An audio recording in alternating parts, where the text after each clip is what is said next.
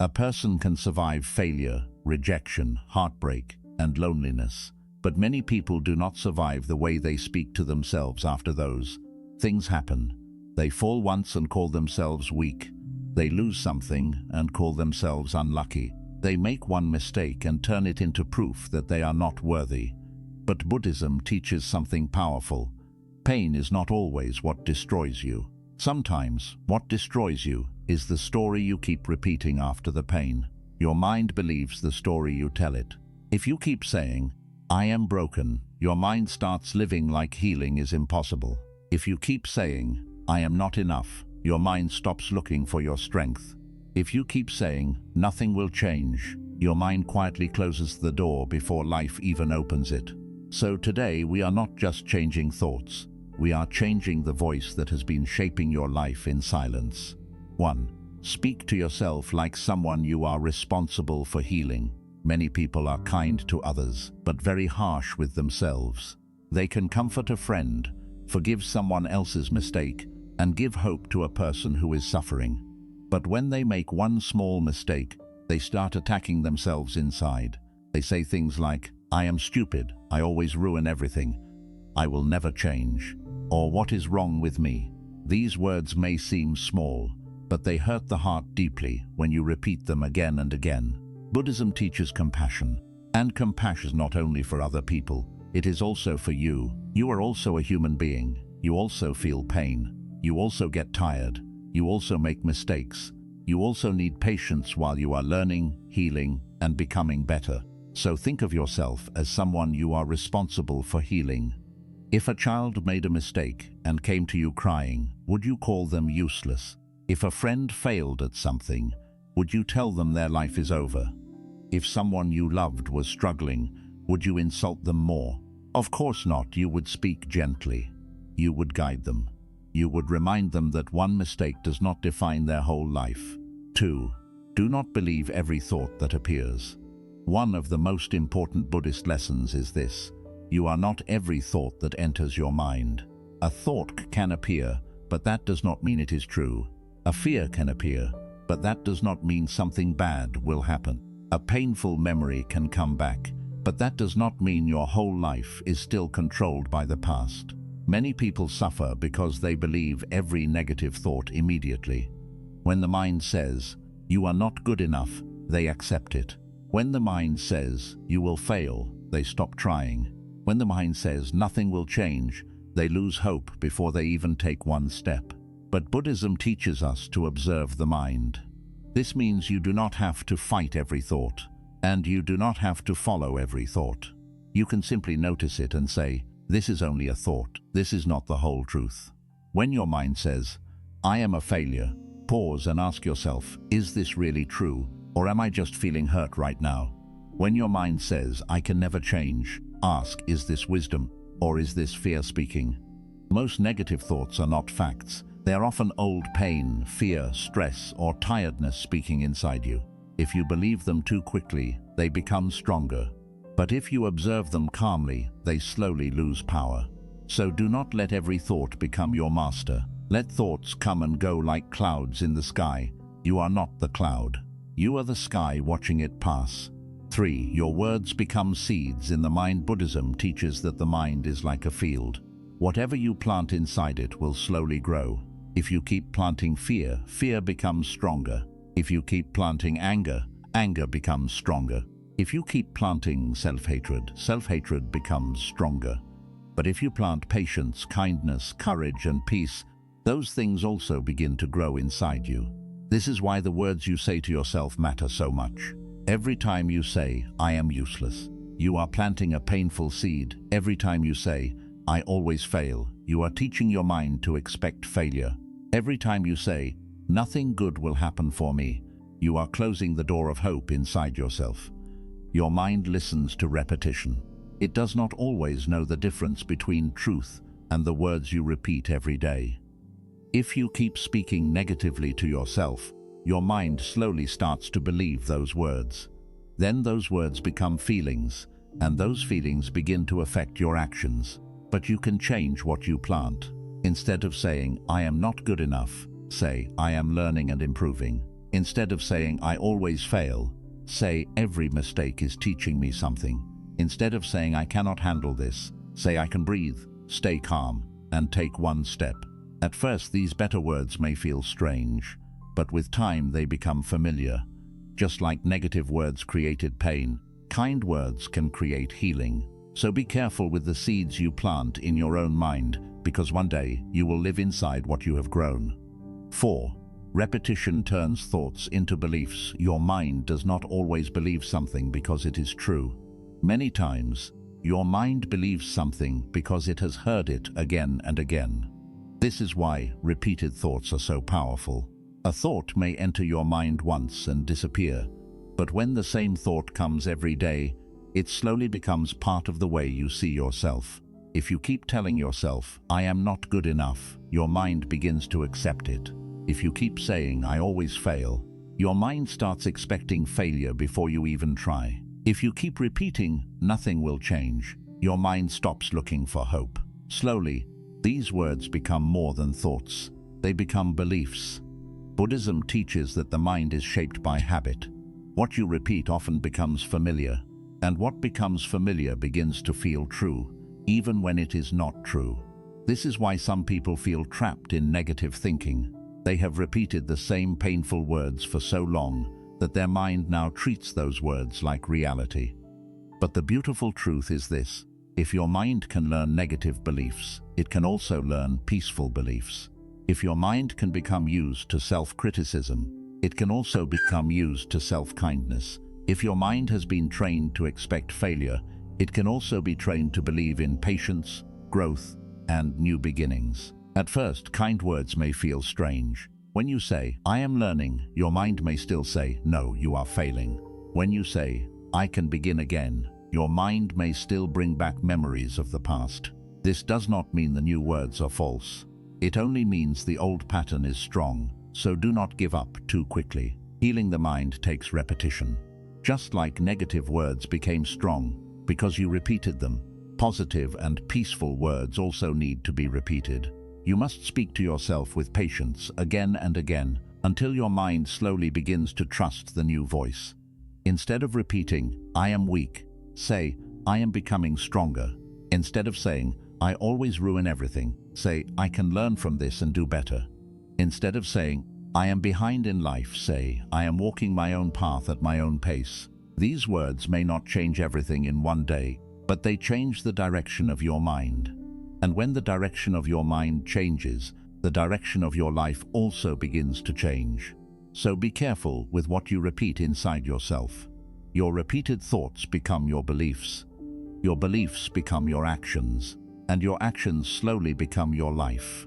If you want a peaceful life, start by repeating peaceful words. 5. The mind follows the story you tell it. Every person lives with a story inside their mind. This story is not always spoken out loud, but it quietly controls the way you see yourself, your life, your future, and even the people around you.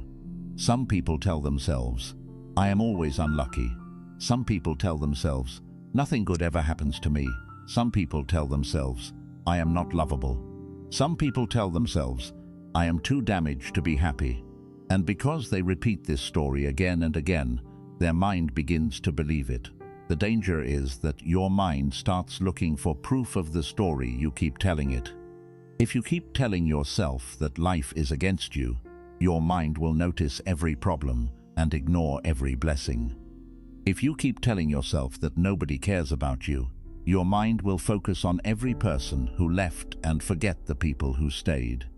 If you keep telling yourself that you always fail, your mind will remember every mistake and forget every time you survived, learned, and grew.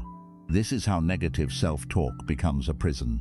It does not only hurt you in the moment, it changes the way you understand your whole life. Buddhism teaches that the self is not fixed. You are not trapped forever in one version of yourself. You are not only your past, you are not only your mistakes, you are not only your pain, you are not only what happened to you. Life is always changing, and you are also changing with it. But when you keep repeating the same painful story, you stop seeing that change is possible. You may have failed before, but that does not mean you are a failure. You may have been hurt before, But that does not mean your whole life must be painful. You may have lost something important, but that does not mean nothing good can ever come again. One chapter of your life is not the whole book. This is why you must be careful with the story you tell your mind. Instead of saying, "I am broken," say, "I am healing." Instead of saying, "I lost everything," say, "I am learning what truly matters." Instead of saying, "I am behind in life," say, "I am walking my path at my own pace." Instead of saying, "I am weak," say, "I have survived many things and I am still here." These words are not fake. They are not pretending that life is easy. They are simply choosing a wiser story. A story that does not deny your pain, but also does not let your pain become your identity. Your mind needs a story that gives it courage. It needs a story that helps you stand again. It needs a story that reminds you that you are still capable of peace, growth, and change. So do not keep telling yourself a story that destroys your hope. Do not keep repeating a story that makes you feel small. Do not keep carrying an old identity that no longer helps you grow. Tell your mind a better story. Tell it, "I am still learning." Tell it, "I can begin again." Tell it, "My past shaped me, but it does not own me." Tell it, "I am allowed to grow into someone new." Because the story you repeat becomes the world you live in. 6. Silence the inner enemy. With awareness, sometimes the harshest enemy is not outside you. Sometimes it is the voice inside your own mind. It is the voice that speaks when you make a mistake. It is the voice that appears when you try something new. It is the voice that tells you, "You are not good enough. You will fail again. Nobody cares about you. Or you can never become better." This inner voice can feel very powerful because it sounds like your own mind. But Buddhism teaches us something very important. Not every voice inside you is wisdom. Not every thought deserves your trust. Not every feeling is telling you the truth.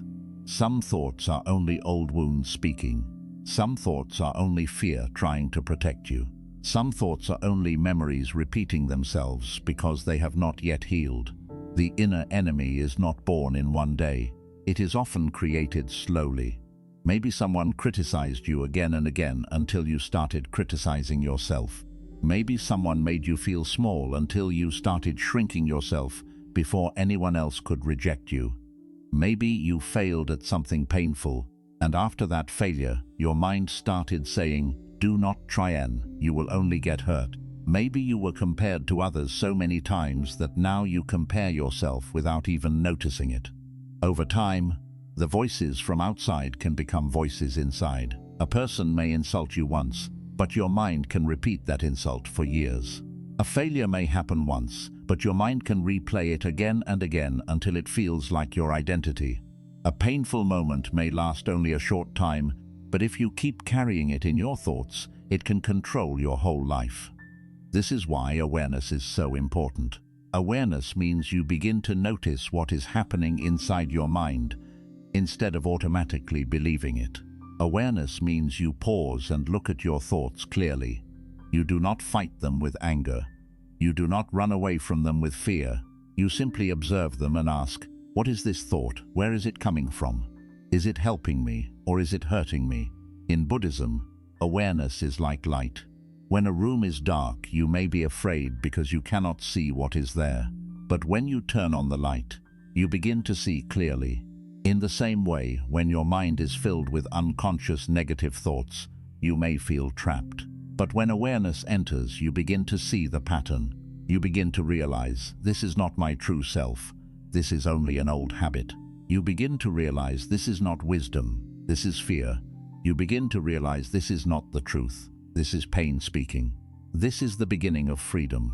The inner enemy becomes strong when it stays hidden. When you do not notice it, it controls you quietly. It decides how you see yourself. It decides what chances you take. It decides how much love you accept. It decides how much peace you allow yourself to feel. But when you become aware of it, you stop being fully controlled by it. For example, imagine your mind says, "You always ruin everything." If you are not aware, you may believe it immediately. You may feel shame. You may stop trying. You may punish yourself. But if you are aware, you can pause and say, "This is a harsh thought. It is not completely true. I made one mistake. But that does not mean I ruin everything." This pause may seem small, but it is powerful. In that pause, you are no longer a prisoner of the thought. You are the observer of the thought. And when you become the observer, you create space between you and the voice inside your mind. That space is where healing begins. The problem is not that negative thoughts appear. Every human being has negative thoughts. The problem begins when you believe them without questioning them. A thought can come into your mind like a visitor, but you do not have to let it become the owner of your house. Fear can knock on the door, but you do not have to give it the keys to your life. Buddhism teaches that thoughts are passing experiences. They arise, they stay for a while, and then they disappear. But when you attach yourself to them, they become heavier. When you say, "This thought is me," you suffer more. But when you say, "This is only a thought passing through my mind," you become lighter. So when the inner enemy starts speaking, do not immediately fight it. Fighting sometimes makes it louder. Do not hate yourself for having negative thoughts. That only creates another layer of suffering. Instead, bring awareness, bring patience, bring calm attention. Say to yourself, "A negative thought is here." Say, "A voice of fear is speaking." Say, "An old wound is trying to control me." Say, "I can listen without believing." This is how you take your power back. Many people think healing means the mind will become silent forever. But healing does not always mean the negative voice disappears completely. Sometimes healing means you no longer obey it. Sometimes healing means the voice still appears, but you recognize it quickly. You say, "I know this pattern. I have heard this before. I do not need to follow it today." This is true strength. True strength is not pretending you never feel doubt. True strength is noticing doubt and still choosing a wise action. True strength is not never feeling fear. True strength is hearing fear and still taking one peaceful step forward. True strength is not having a perfect mind. True strength is learning how to guide your mind with awareness. Your inner enemy may tell you that you are weak, but awareness shows you that you are still here. Your inner enemy may tell you that you cannot change, but awareness shows you that every moment gives you a new choice.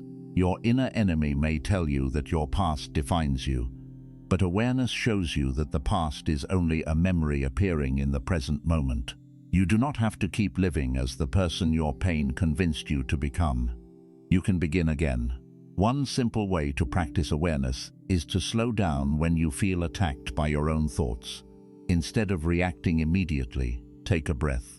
Place your attention on the breath entering and leaving your body. Feel your feet on the ground. Feel your body sitting or standing. Bring yourself back to the present moment. Then ask yourself, "What am I telling myself right now?" This question is powerful because many people suffer without knowing the exact sentence causing their pain. They just feel heavy. They just feel sad. They just feel anxious. But when they look closely, they discover a thought behind the feeling. Maybe the thought is, "I am not enough." Maybe it is, "I will be left behind." Maybe it is, "I am a disappointment." Maybe it is, "My life will never improve." Once you see the sentence clearly, you can stop letting it control you secretly. Then ask, is this thought completely true? Most negative thoughts are extreme. They use words like always, never, everyone, nobody, everything and nothing. I always fail. Nobody loves me. Everything is ruined. I will never be happy. These thoughts sound strong, but they are often not accurate. They are emotional. They are painful. They are heavy. But they are not always true. Awareness helps you question them. If your mind says, "I fail," awareness asks, is it true that I always fail? Or have I all survived, learned, and succeeded in some way? If your mind says, "Nobody cares about me," awareness asks, is it true that nobody cares? Or am I feeling lonely right now? If your mind says, "I will never change," awareness asks, is it true that change is impossible? Or am I tired and discouraged today? This kind of questioning does not deny your pain. It simply stops pain from becoming your whole identity. There is a difference between feeling something and becoming something. You can feel failure without being a failure. You can feel lost without being hopeless. You can feel weak without being worthless. You can feel afraid without being unable. Feelings are experiences. They are not your entire self. Buddhism reminds us that everything changes. Thoughts change, emotions change, pain changes. Even the strongest storm in the mind cannot stay forever if you stop feeding it. But when you repeat the same painful thoughts and believe them every day, you keep the storm alive. Awareness stops feeding the storm. It says, I see you fear, but I will not become you. It says, I see you shame, but I will not obey you. It says, I see you anger, but I will not let you speak for me. It says, I see you sadness, but I will not let you decide my future. This is not easy, but it is possible. At first, awareness may only come after you have already reacted. You may speak badly to yourself and only later realize, I was being harsh again. That is still progress. Do not criticize yourself for noticing late. Noticing late is better than never noticing at all. With practice, you begin to notice sooner. Then one day you notice the negative thought as it appears. And in that moment, you have a choice. You can follow the old path, or you can choose a new one. The old path says attack yourself. The new path says understand yourself. The old path says you are hopeless. The new path says you are hurting and you need care. The old path says give up. The new path says take one breath, then take one step. This is how the inner enemy becomes weaker, not through force, but through awareness. Not through hatred, but through understanding. Not through more self-criticism, but through patient attention. You must understand this deeply. The part of you that attacks yourself is often a part of you that is afraid. It may be trying to protect you from embarrassment, rejection, failure, or pain. But it protects you in a harmful way. It tells you not to try so you cannot fail. It tells you not to trust so you cannot be hurt. It tells you not to dream so you cannot be disappointed. But a life controlled by fear is not peace. So when the inner enemy speaks, you can answer with wisdom. You can say, thank you for trying to protect me, but I do not need cruelty to stay safe. You can say, I can be careful without being afraid of everything. You can say, I can learn from pain without letting pain become my prison. This is a gentle way to transform the mind. Do not turn your healing into another reason to hate yourself. Some people hear about mindfulness and then become angry at themselves for having negative thoughts. They say, why am I still thinking like this? Why am I not peaceful yet? What is wrong with me? But this is just the inner enemy wearing a new mask. Healing requires patience. A mind that has been trained by years of fear will not become peaceful in one moment. A heart that has been hurt many times will not trust immediately. A person who has spoken harshly to themselves for years will need time to learn a new language inside. So be patient with the process. Every time you notice a negative thought, you are already waking up. Every time you pause before believing it, you are already healing. Every time you choose a kinder response, you are already creating a new mind. You do not need to be perfect. You only need to be aware. Awareness is the first step to freedom because it shows you that you are not trapped inside your thoughts. You are the one who can observe them. You are the one who can question them. You are the one who can choose what to repeat, what to release, and what to believe. So today, begin watching your inner voice. Notice how it speaks when you make a mistake. Notice how it speaks when you look in the mirror. Notice how it speaks when someone else succeeds. Notice how it speaks when you feel alone. Notice how it speaks when you try to rest. Notice how it speaks when you dream of becoming better. Do not judge what you find, just notice. This noticing will teach you more about yourself than self-hatred ever could. And when you hear the inner enemy speaking, do not bow to it. Do not let it become your master. Do not let it decide your worth.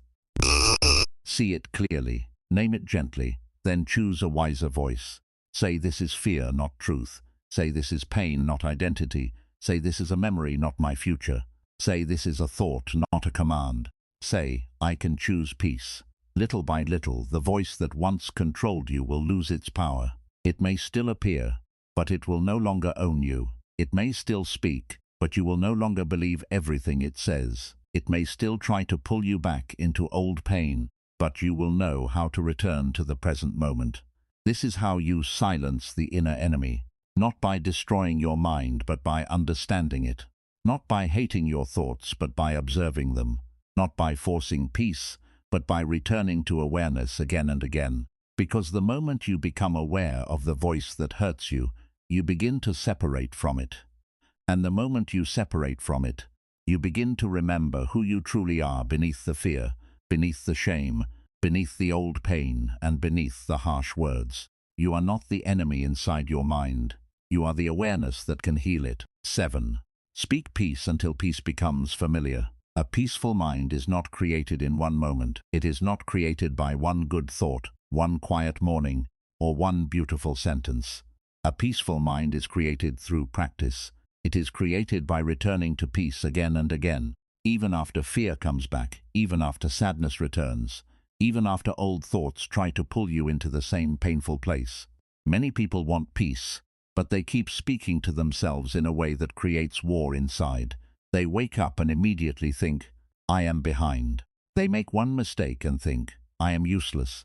They see someone else succeeding and think, my life is nothing. They feel tired and think, I am weak. Then they wonder why their mind never feels calm. But how can the mind feel peaceful if every day it is being attacked from inside? Buddhism teaches that peace begins with awareness, but peace grows through repetition. You must repeat peaceful words until your mind begins to understand that it is safe. You must speak gently to yourself until gentleness becomes familiar. You must return to kind thoughts again and again until kindness becomes your natural way of living. At first, peace may feel strange. If you have spent years criticizing yourself, kindness may feel uncomfortable. If you have spent years expecting the worst, calmness may feel unfamiliar. If you have spent years calling yourself weak, saying, I am learning may feel false. But this does not mean peace is wrong. It only means your mind is used to suffering. Sometimes pain feels familiar, and peace feels new. That is why you must practice peace. Think about a path in a forest. If you walk the same path every day, the ground becomes clear. The grass disappears. The road becomes easy to follow.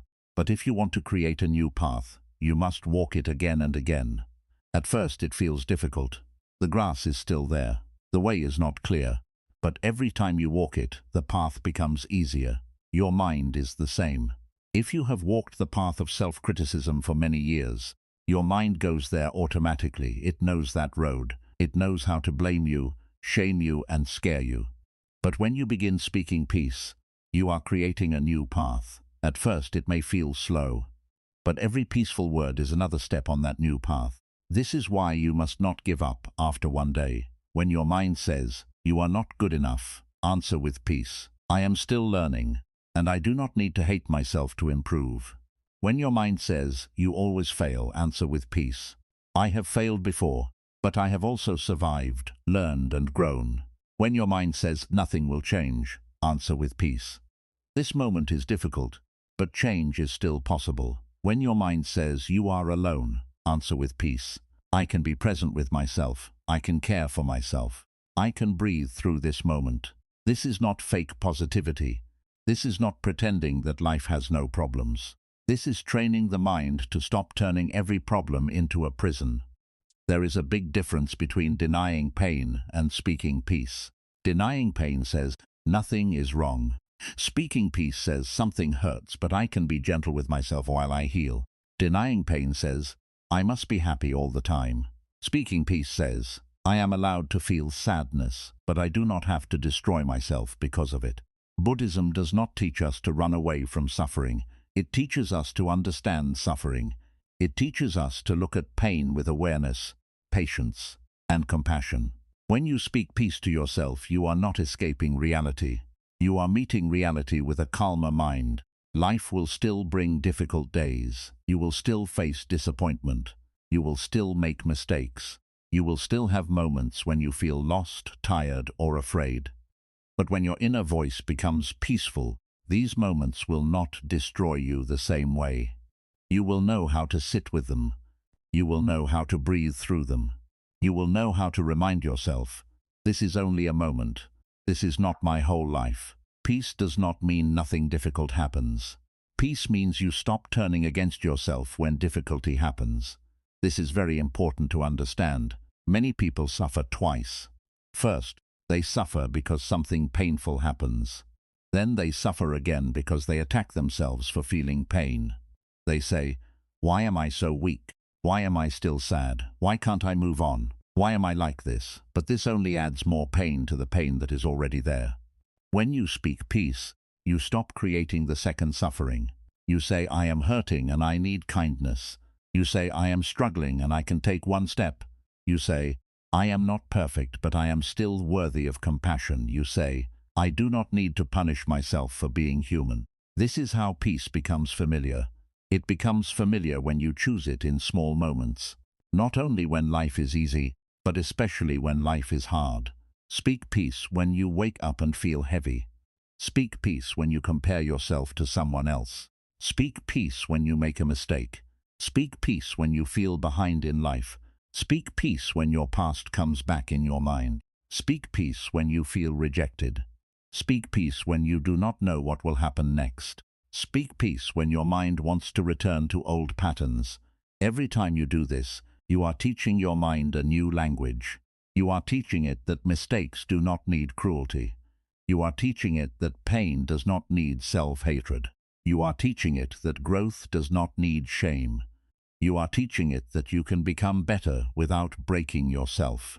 Many people believe that being harsh with themselves will make them stronger. They think, "If I criticize myself enough, I will improve." But harshness does not create true strength. It creates fear. It may force you to move for a while, but it does not give you peace. It does not give you confidence. It does not give you deep healing. A person who is always threatened from inside may work hard, but they will never feel safe.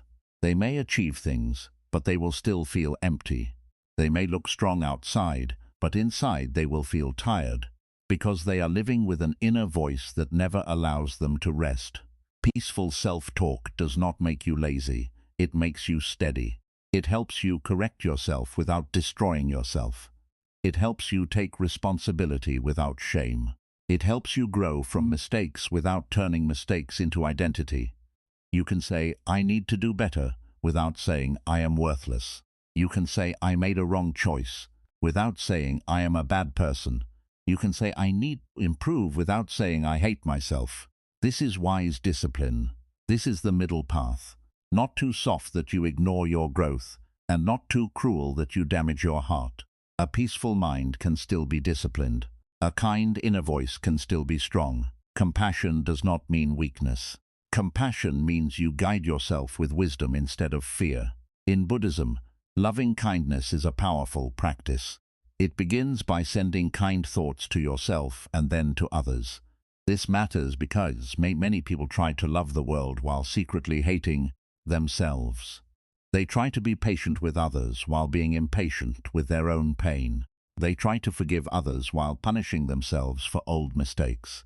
But peace must also be offered inward. You can quietly say, "May I be peaceful." You can say, "May I be free from self-hatred." You can say, "May I learn to speak kindly to myself." You can say, "May I forgive myself for what I did not understand before." You can say, "May I grow without cruelty." At first these words may feel simple, but simple words repeated with sincerity can soften the heart. They can open space inside the mind. They can remind you that you do not need to be your own enemy. When you speak peace to yourself, you begin to build an inner home. A place inside you where you can return when the world feels loud. A place where you are not attacked for every mistake. A place where you are allowed to breathe. A place where your pain is not judged, but understood. This inner home is important because the outside world will not always be gentle. Some people will misunderstand you. Some people will criticize you. Some people will leave. Some people will not see your effort.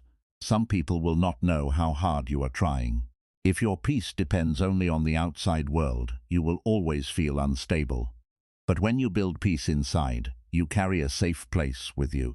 This does not mean nothing can hurt you. It means hurt will not completely control you. It means criticism will not become your identity. It means rejection will not make you reject yourself. It means failure will not make you believe your life is finished. You will still feel pain, but you will also have a voice inside that says, "Breathe. This is difficult, but you can meet it with wisdom." That voice becomes your strength. The more you speak peace, the more your nervous system begins to relax. The more you stop attacking yourself, the more energy you have to actually heal. Because self-hatred takes so much energy, shame takes so much energy, constant inner criticism takes so much energy. It drains the mind, it makes even small tasks feel heavy. But peace gives energy back to you. When your mind is not fighting itself all day, you can think more clearly, you can make better choices, you can respond instead of react.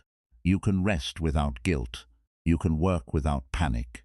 You can grow without feeling like you are running from yourself. This is why the way you speak inside matters so much. Your words are not empty. They become the atmosphere of your mind. If your inner words are always harsh, your mind becomes a place of tension.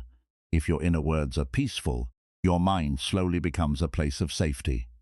Imagine living inside a house where someone shouts at you every day. Even if the house is beautiful, you will not feel peace there. Now imagine living inside a simple house where someone speaks gently, patiently, and wisely. Even if the house is not perfect, you can still feel safe. Your mind is the house you live in every day. So ask yourself, what kind of voice is living there? Is it a voice that attacks you or a voice that guides you? Is it a voice that reminds you of every failure or a voice that reminds you of your ability to begin again? Is it a voice that makes you feel small or a voice that helps you stand with quiet strength? If the voice inside you has been harsh for many years, do not hate yourself for that. Just begin changing it. Begin with one sentence. Begin with one breath. Begin with one moment of awareness. When you notice yourself saying, "I am useless," pause and replace it with, "I am struggling, but I am not useless." When you notice yourself saying, "I can never change," replace it with, "Change takes time, and I can take one small step today." When you notice yourself saying, "I hate myself," replace it with, "I am in pain, and I need compassion." When you notice yourself saying, "My life is ruined," replace it with, "This chapter is painful, but my story is not finished." These replacements are not small. They are acts of healing. They are moments where you choose not to deepen the wound. They are moments where you stop giving the old voice complete control, and with time the new voice becomes stronger. One day, you will notice that when something painful happens, your mind does not immediately destroy you. It pauses, it breathes, it remembers, it says, "This hurts, but I can handle it." That is progress. One day you will make a mistake, and instead of saying, "I am nothing," you will say, "I need to learn from this." That is growth. One day, someone will criticize you, and instead of carrying their words forever, you will ask, "Is this useful? Is this true? What can I learn, and what can I release wisdom?" One day you will feel sad, and instead of being ashamed of sadness, you will sit with it gently. You will say, "Sadness is here, but I do not need to become hopeless." That is peace. This is the power of speaking peace until peace becomes familiar. It changes how you meet life. It changes how you meet yourself.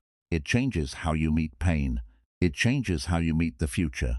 When peace becomes familiar, you stop needing every situation to be perfect before you feel okay. You stop waiting for everyone to understand you before you give yourself understanding.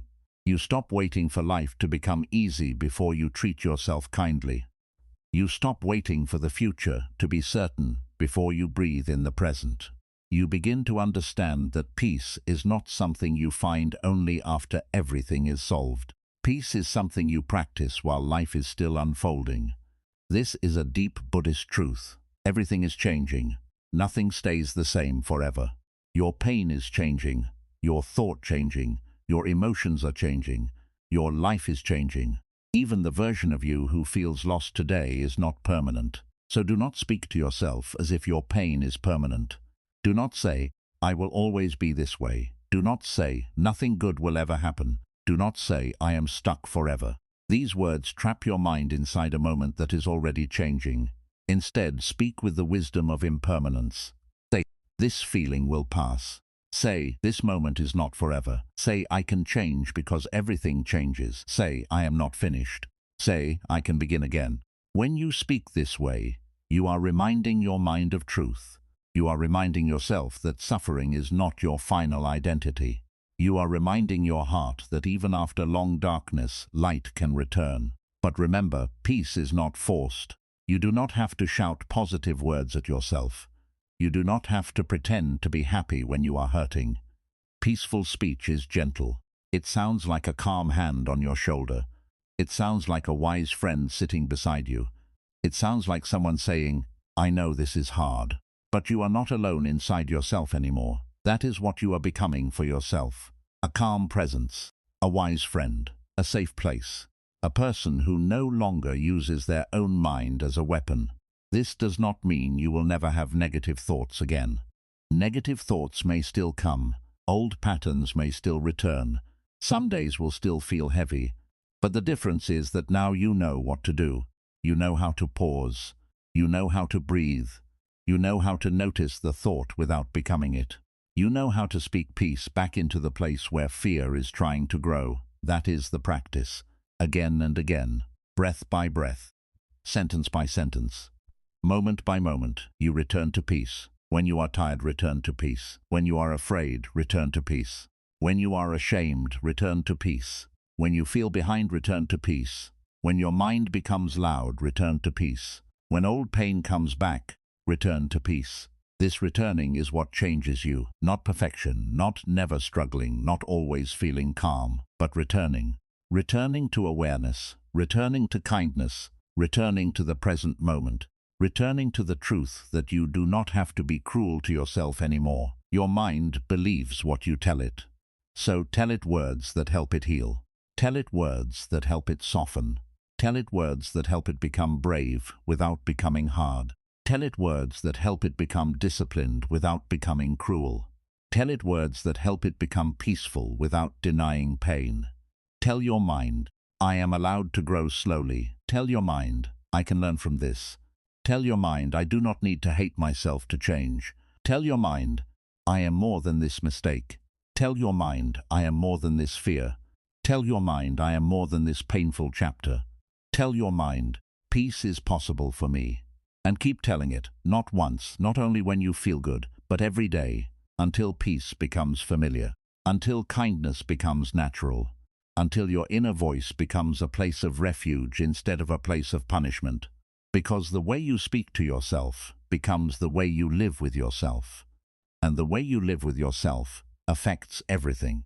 It affects how you love, how you work, how you rest, how you handle pain, how you face failure, and how you walk through the world. So from today, stop using your words to keep yourself wounded. Stop repeating the sentences that make your heart heavy. Stop calling yourself names that you would never call someone you love. Stop letting old pain speak louder than present wisdom. Speak peace.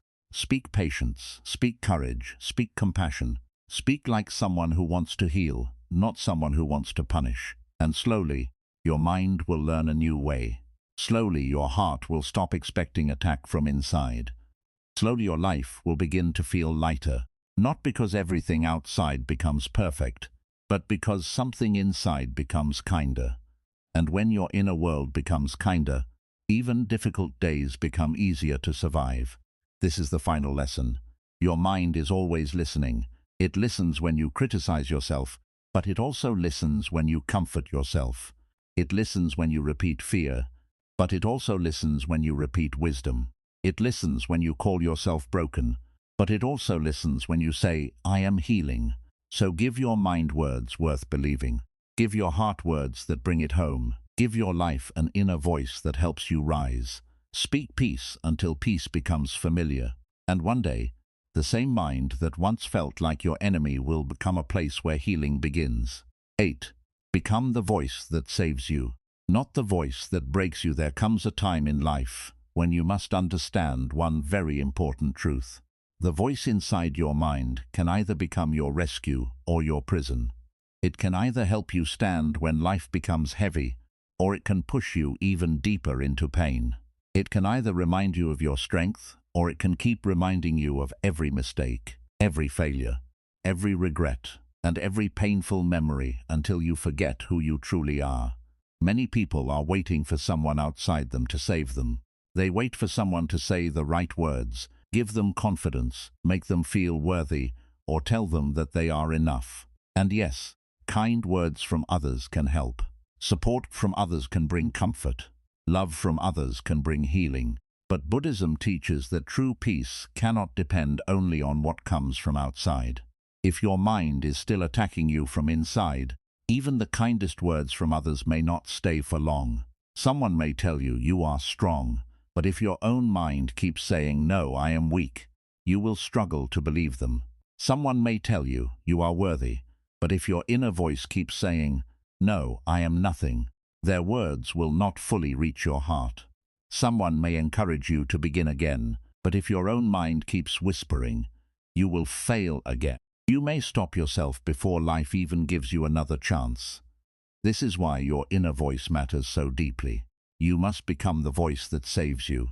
Not because you do not need anyone else, not because you must become cold, lonely, or emotionally closed, but because you cannot live peacefully if your own mind is always working against you.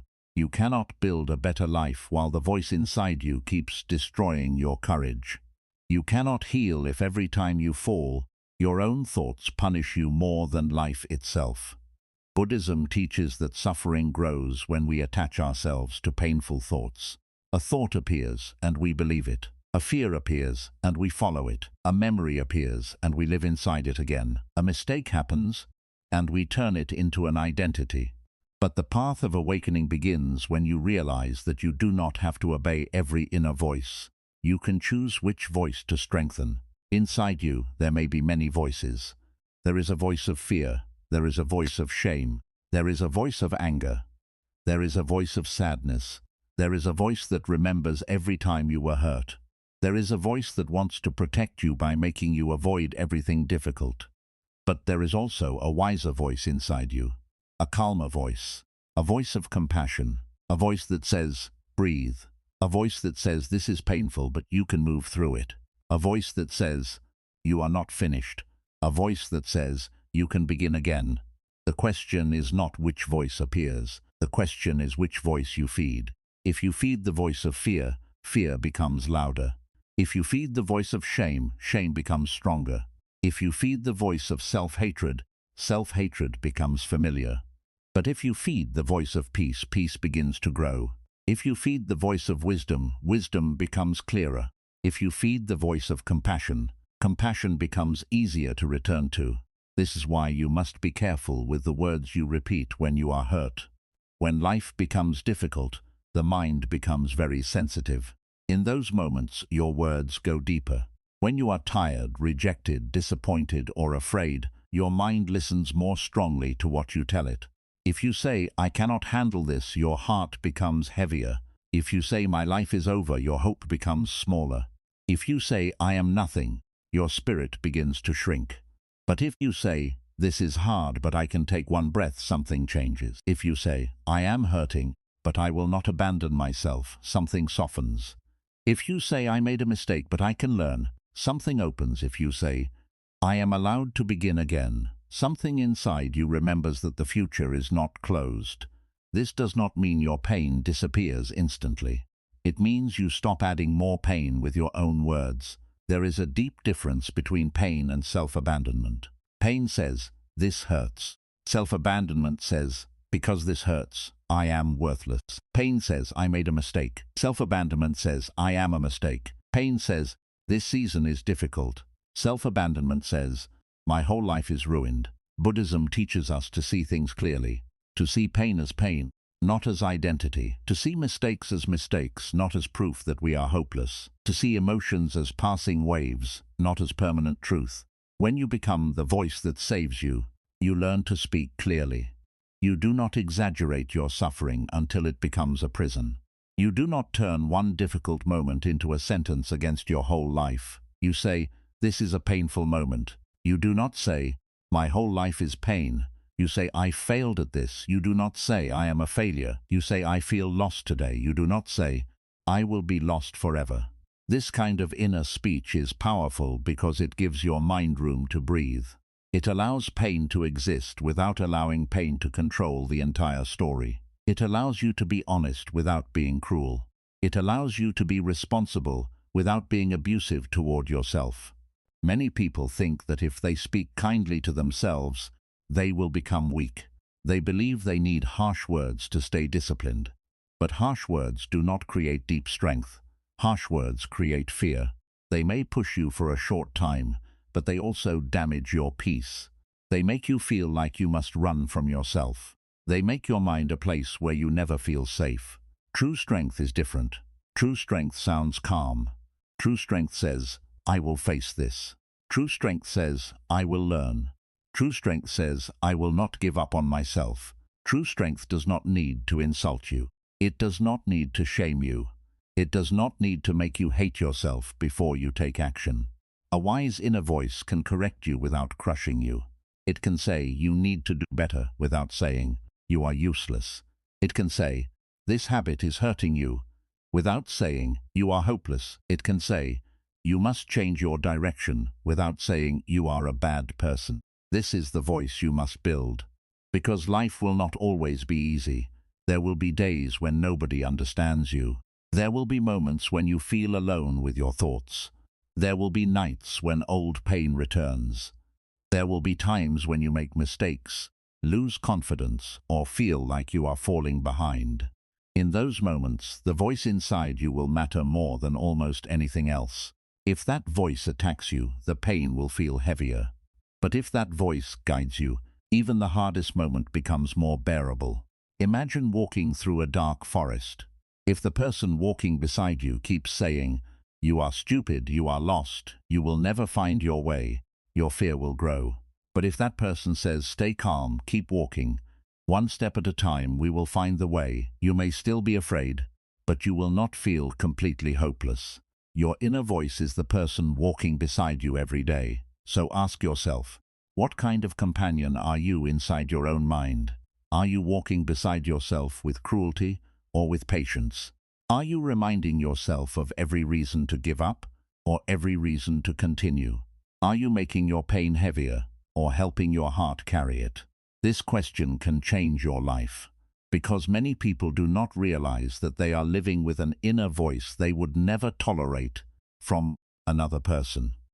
If someone followed you all day and said you are worthless, you always fail, you are not enough, your life will never change, you would feel exhausted.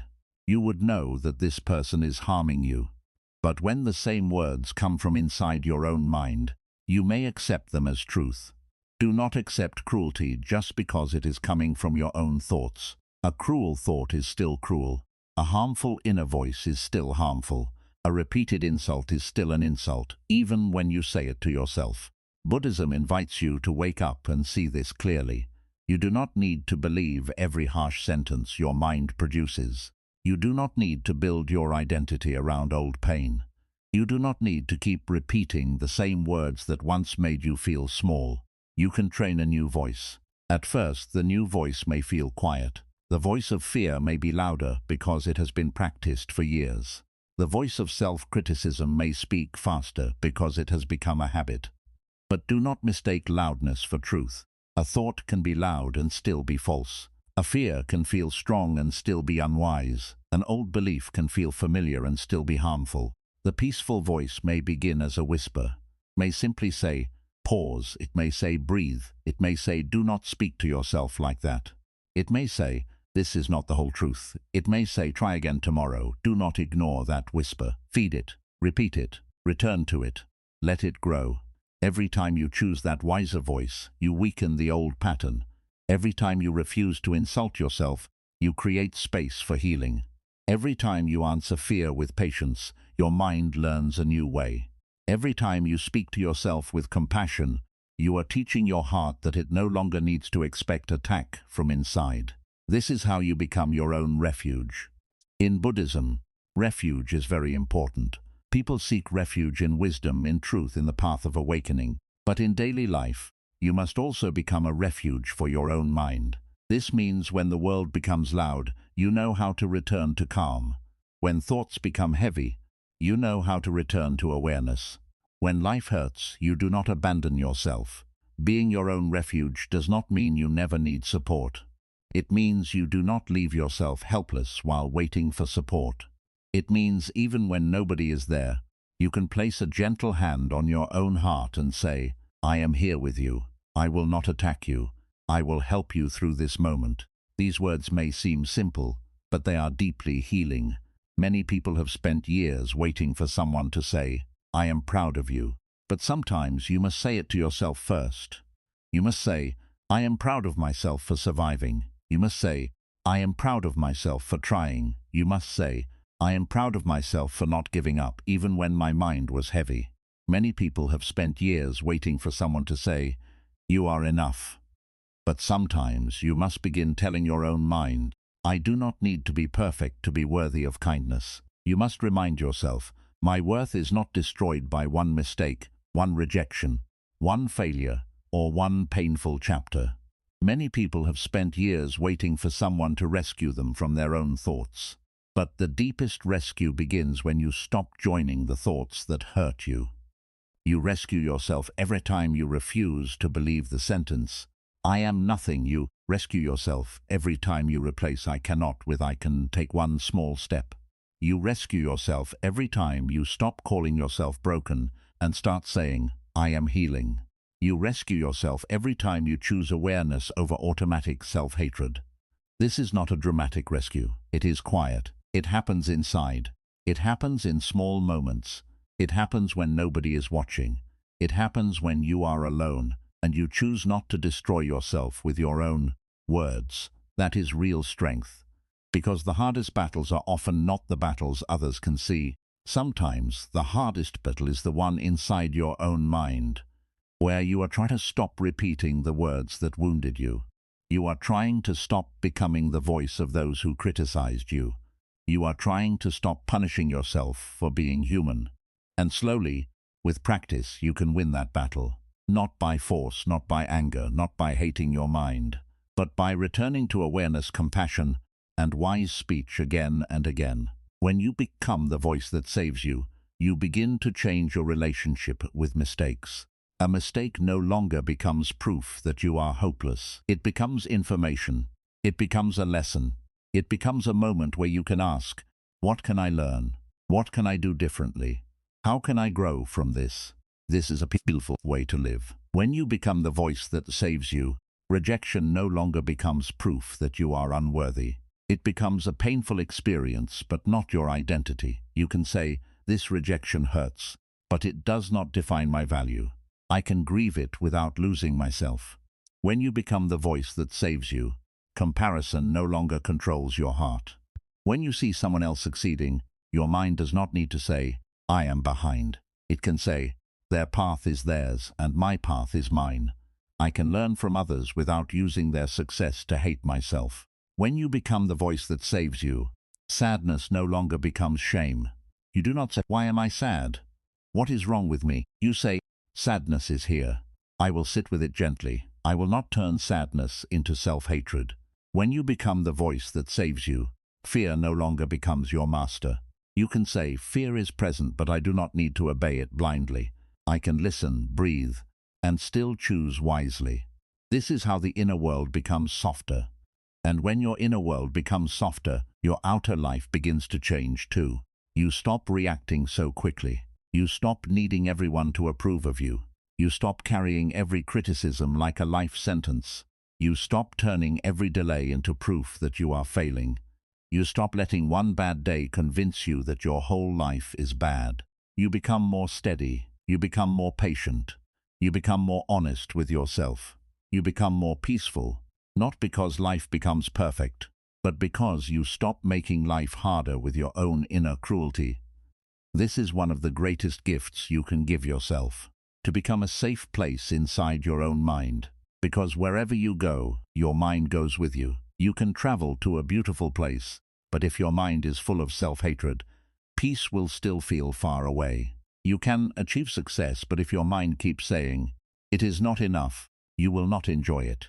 You can be surrounded by people, but if your inner voice keeps saying, you do not belong, you may still feel alone. This is why inner speech matters. It follows you into every room. It follows you into every relationship. It follows you into every dream.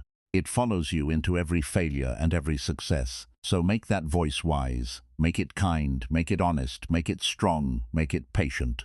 Make it a voice that helps you return to yourself instead of running away from yourself. A helpful inner voice does not always sound happy. Sometimes it sounds firm. Sometimes it says, you need to stop this habit. Sometimes it says, you need to take responsibility. Sometimes it says, you cannot keep living this way. But even when it is firm, it is not cruel. It speaks for your growth, not against your worth. This is important because kindness without honesty can become avoidance, but honesty without kindness can become violence against yourself. You need both. You need compassion and responsibility. You need gentleness and discipline. You need peace and effort. A wise inner voice says, I love myself enough to change. It does not say, I hate myself, so I must change. That difference is everything. When change comes from self-hatred, it feels desperate. You try to become better because you believe you are not enough. You try to achieve more because you feel empty. You try to prove yourself because you do not feel worthy. But when change comes from self-respect, it feels different. You grow because you care about your life. You improve because you value your peace. You become disciplined because you know your future deserves effort. This is the voice that saves you. It says, I will not abandon myself. It says, I will not speak to myself like an enemy. It says, I will not turn pain into identity. It says, I will not let old wounds write my whole story. It says, I will walk with myself even through difficult seasons. And the more you repeat this voice, the more your mind begins to trust it. At first, you may not believe it completely. That is okay. You do not need perfect belief to begin. You only need practice. The old voice all became strong through practice. You repeated it. You listened to it. You allowed it to shape your thoughts. Now you can practice something different. You can practice saying, I am learning. You can practice saying, I am healing. You can practice saying, I can begin again. You can practice saying, this thought is not the whole truth. You can practice saying, I will not hurt myself with my own words. Over time, the mind changes through repetition. What once felt strange becomes familiar. What once felt weak becomes strength. What once felt impossible becomes natural. One day you will realize that the voice inside you has changed. It will not be perfect, but it will be kinder. It will not be silent, but it will be wiser. It will not remove every problem from your life, but it will help you meet those problems with more peace. And that is enough, because you do not need a perfect mind to live a better life. You need a mind that is willing to wake up. You need a mind that is willing to stop attacking itself. You need a mind that is willing to return to compassion after falling into fear. You need a mind that understands that healing is not a straight line. Some days the old voice may come back. It may say you are failing again. It may say nothing has changed. It may say you are still the same. But now you can answer differently. You can say, old voice, I hear you, but I do not need to follow you. You can say, I am not perfect, but I am practicing. You can say, falling back does not mean starting over from nothing. It means I return to awareness again. This is how growth works. You return again and again. You return to the breath. You return to the present moment. You return to kind speech. You return to the wiser voice. You return until returning becomes natural. The final truth is simple. You are with yourself for your whole life. You will hear your own mind more than you hear anyone else. You will live with your own thoughts in silence, in difficulty, in success, in failure, in youth, in old age, in joy, and in sorrow. So make your inner voice a friend. Make it a teacher. Make it a guide. Make it a place where healing can happen. Do not become the voice that breaks you. Become the voice that brings you back. When you are lost, speak like a guide. When you are hurt, speak like a healer. When you are afraid, speak like a calm friend. When you fail, speak like a wise teacher. When you feel alone, speak like someone who refuses to abandon you. Because your mind believes what you tell it. And if you keep telling it words of peace, wisdom, courage, and compassion, it will slowly learn to live in a new way. So today, begin again. Speak to yourself with care. Correct yourself with wisdom. Comfort yourself with patience. Guide yourself with love. And when the old voice tries to return, remember this. You do not have to be the enemy inside your own mind anymore. You can become the voice that saves you. 9. Train your mind every day before the world trains it for you. Your mind is being trained every single day, whether you notice it or not. Every word you hear, every thought you repeat, every video you watch, every person you listen to, every memory you replay, and every sentence you speak to yourself is shaping your mind. Nothing enters the mind without leaving some kind of mark. This is why Buddhism teaches us to be careful with the mind. The mind is powerful, but it is also easily influenced. If you do not train your mind with awareness, the world will train it with fear, comparison, anger, and noise. Many people wake up and immediately give their mind to the world. They check their phone before they check their own heart. They read bad news before they take one peaceful breath. They compare their life to someone else's life before they even begin their own day. They listen to the opinions of others before listening to the quiet wisdom inside themselves. Then they wonder why their mind feels heavy. But the truth is simple. If you feed your mind stress every morning, your mind will carry stress through the day. If you feed your mind comparison, your mind will feel behind. If you feed your mind anger, your mind will become restless. If you feed your mind self-criticism, your mind will begin to believe that you are not enough. Your mind believes what you repeatedly give it. So before the world fills your mind with fear, you must fill it with awareness. Before the world tells you who you are, you must remind yourself of what is true. Before life becomes loud, you must create a quiet place inside yourself. This does not require a perfect life. It does not require hours of meditation. It begins with small moments of training, a few peaceful breaths in the morning, a few kind words to yourself before the day begins, a few minutes of silence before you allow the noise of the world to enter. When you wake up, do not begin the day by attacking yourself. Do not say, "I am tired of this life." Do not say, "Today will be bad." Do not say, "I am already behind." These words may seem harmless, but they set the direction of your mind. Instead, begin gently. Say, "I am here." Say, "I can meet this day one step at a time." I do not need to be perfect today. Say, "I will speak to myself with patience." Say, "I will not let one difficult moment control my whole mind." These simple words are like placing your hands on the steering wheel of your own mind. You are telling your mind where to go before the world tries to pull it in every direction. Buddhism teaches that the untrained mind creates suffering. It jumps from fear to memory, from memory to regret, from regret to worry, from worry to comparison, and from comparison to sadness. If you leave the mind alone without awareness, it may travel into painful places automatically. But a trained mind learns to return. It returns to the breath. It returns to the present moment. It returns to compassion. It returns to truth. It returns to peace. This returning is not weakness. It is discipline. It is the quiet discipline of not allowing your mind to run wild with every fear, every insult, every memory, and every negative thought. Think of your mind like a garden. If you do not take care of a garden, weeds will grow by themselves. You do not need to plant weeds. They appear naturally when the garden is ignored. But if you want flowers, you must plant them. You must water them. You must protect them. You must return again and again. The mind is the same. Fear grows easily when the mind is ignored. Anger grows easily when the mind is not watched. Self-hatred grows easily when the mind is fed with harsh words. But peace must be planted. Confidence must be planted. Compassion must be planted. Wisdom must be planted. And you plant them through repetition. Every morning you can plant peace. Every time you make a mistake, you can plant patience. Every time fear appears, you can plant courage. Every time comparison appears, you can plant gratitude. Every time self-hatred appears, you can plant compassion. This is daily training. Many people think training the mind means they must never have negative thoughts. But that is not true. Training the mind means you learn what to do when negative thoughts appear. You learn not to believe them immediately. You learn not to feed them with more fear. You learn not to let them become your identity. A negative thought may come and say, "You are not enough." A trained mind does not immediately bow to it. A trained mind pauses and says, "This is only a thought. I do not need to believe it."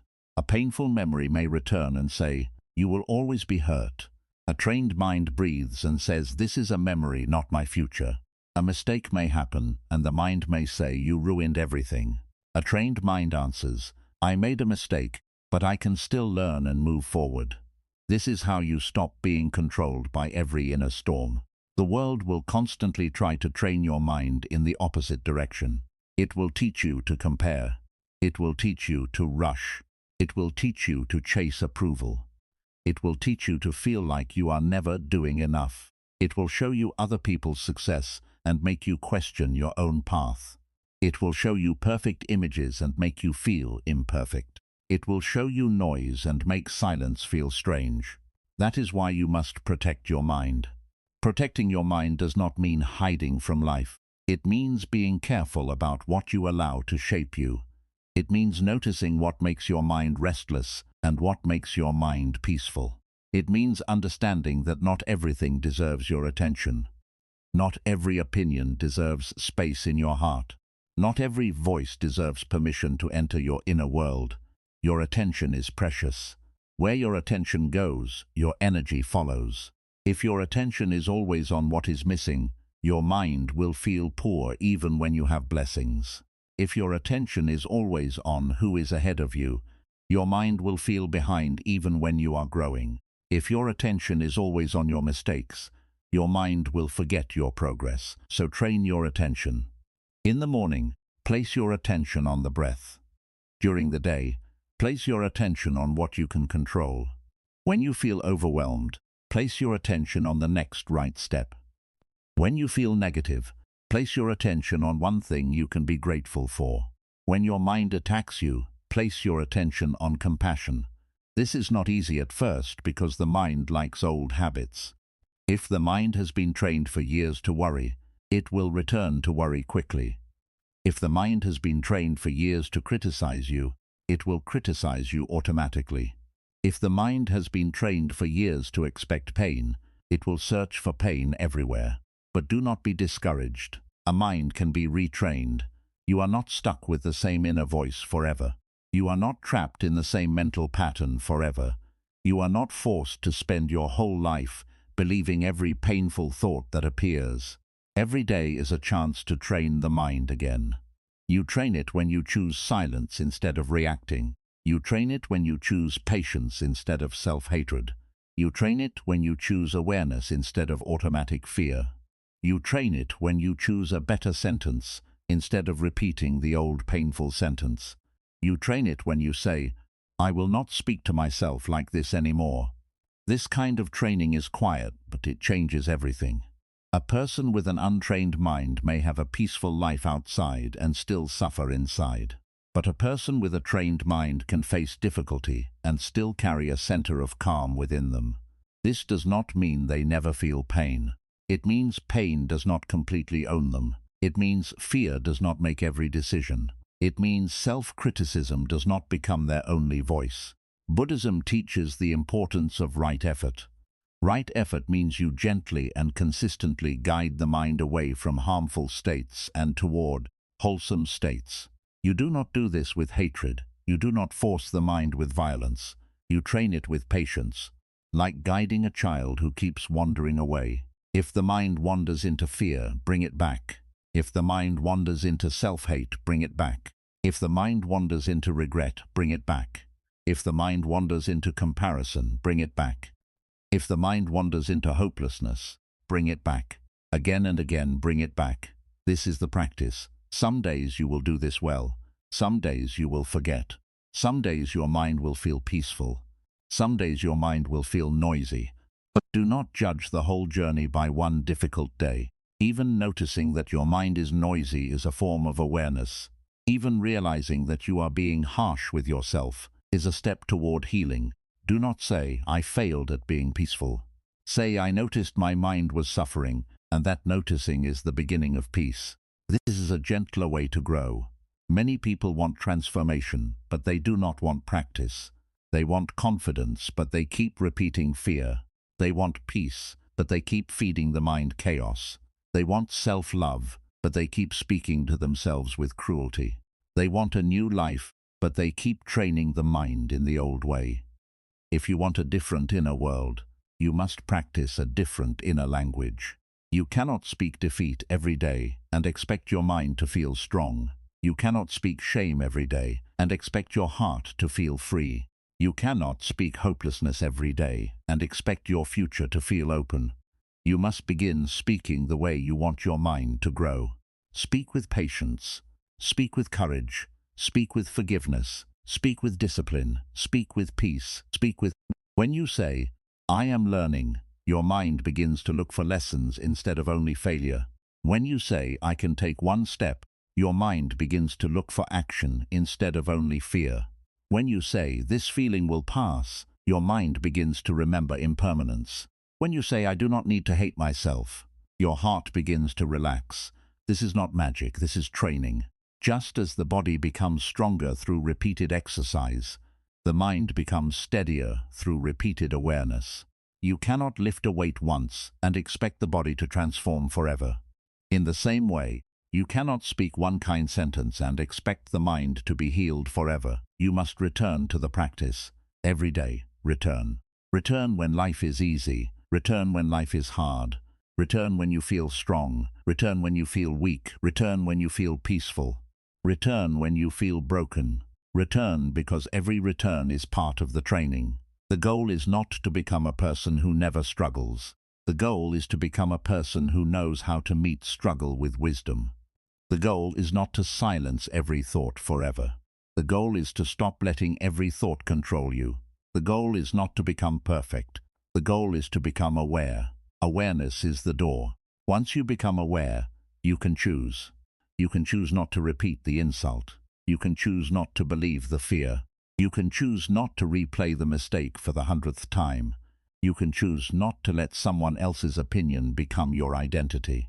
You can choose not to let a bad morning become a bad life. This choice may feel small, but it is the beginning of freedom. A trained mind does not depend on perfect circumstances. It knows that life will change. It knows that people will change.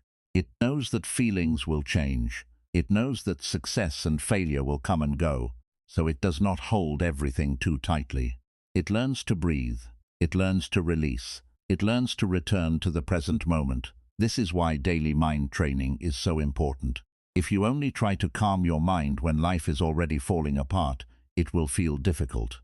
But if you train your mind every day in small ways, then when difficulty comes, your mind has something to return to. Practice peace before you need peace. Practice patience before anger arrives. Practice compassion before failure happens. Practice awareness before fear becomes loud. Practice kind self-talk before your heart feels broken.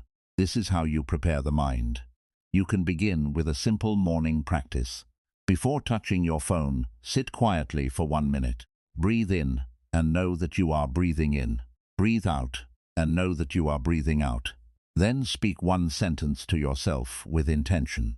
Say, "Today I will not talk down to myself." Say, "Today I will be aware of my inner voice." Say, "Today I will correct myself with kindness." Say, "Today I will return to peace when my mind becomes loud." This small practice can change the tone of your whole day. You can also practice during difficult moments.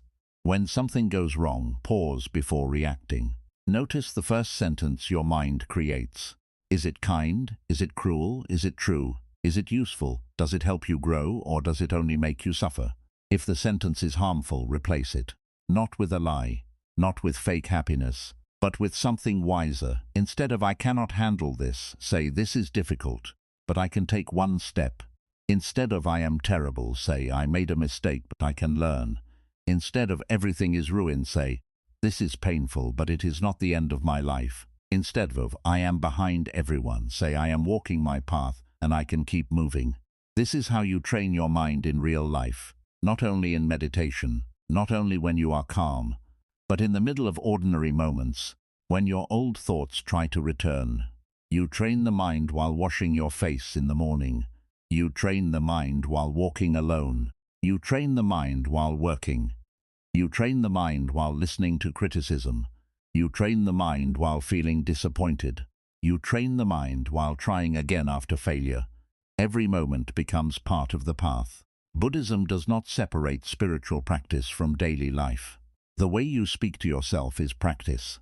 The way you respond to pain is practice. The way you handle mistakes is practice.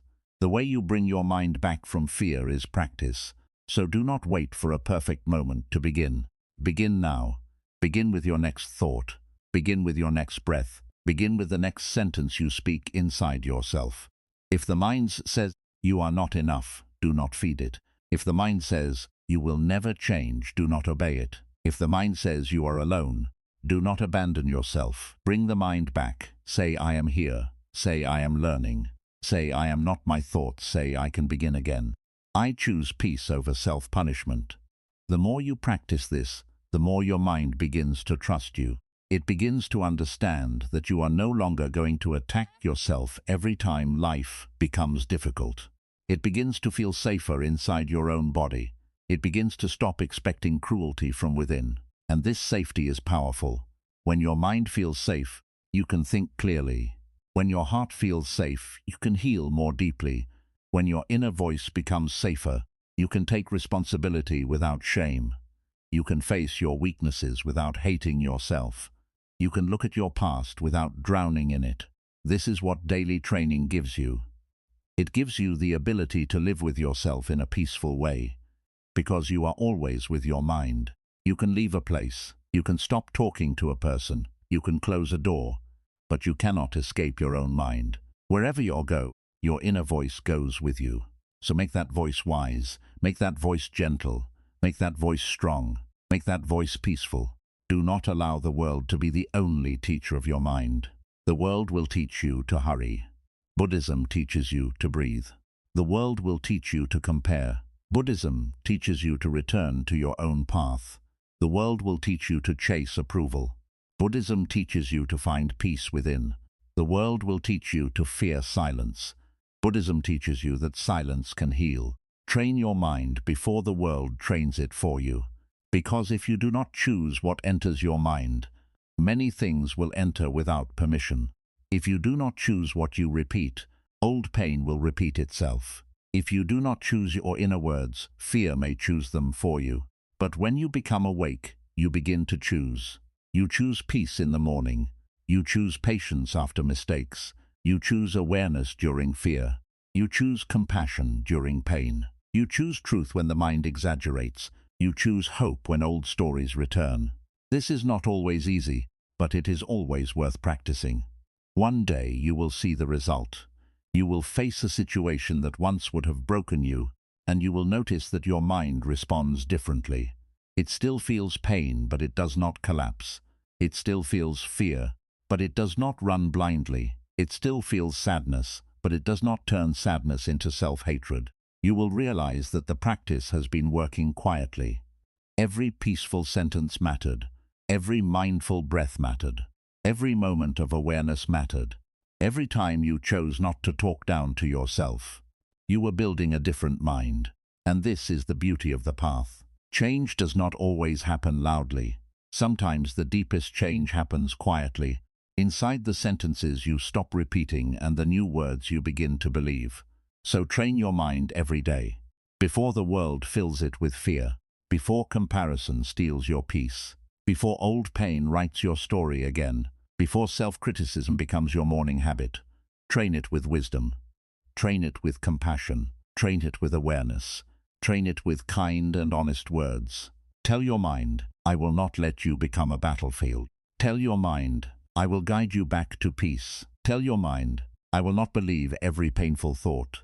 Tell your mind, "I will not speak to myself like an enemy." Tell your mind, "I am allowed to heal." Because your mind believes what you tell it. And if you keep telling it words that are wise, patient, and peaceful, it will slowly begin to become a place where you can finally rest. That is the real training. Not escaping life, not avoiding pain, not pretending everything is perfect, but learning to meet each moment with a mind that is awake, gentle, and strong. And when your mind becomes trained in this way, the world may still be loud, but it will not own you. Life may still change, but it will not destroy your center. Thoughts may still appear, but they will not become your master. You will know how to return. You will know how to breathe. You will know how to speak peace. You will know how to guide yourself home. 10. Do not let your inner voice become your life. Sentence 1 of the most dangerous things about negative self-talk is that, slowly, it can begin to feel like a life sentence. A thought appears in your mind, and at first it is only a thought. But when you repeat it again and again, it begins to feel like truth. Then that truth begins to feel like identity. Then that identity begins to feel like a prison you cannot escape. You may begin by saying, I made a mistake. But if you are not careful, the mind changes it into, I am a mistake. You may begin by saying, this moment is difficult. But the mind changes it into, my whole life is difficult. You may begin by saying, I failed at something. But the mind changes it into, I am a failure.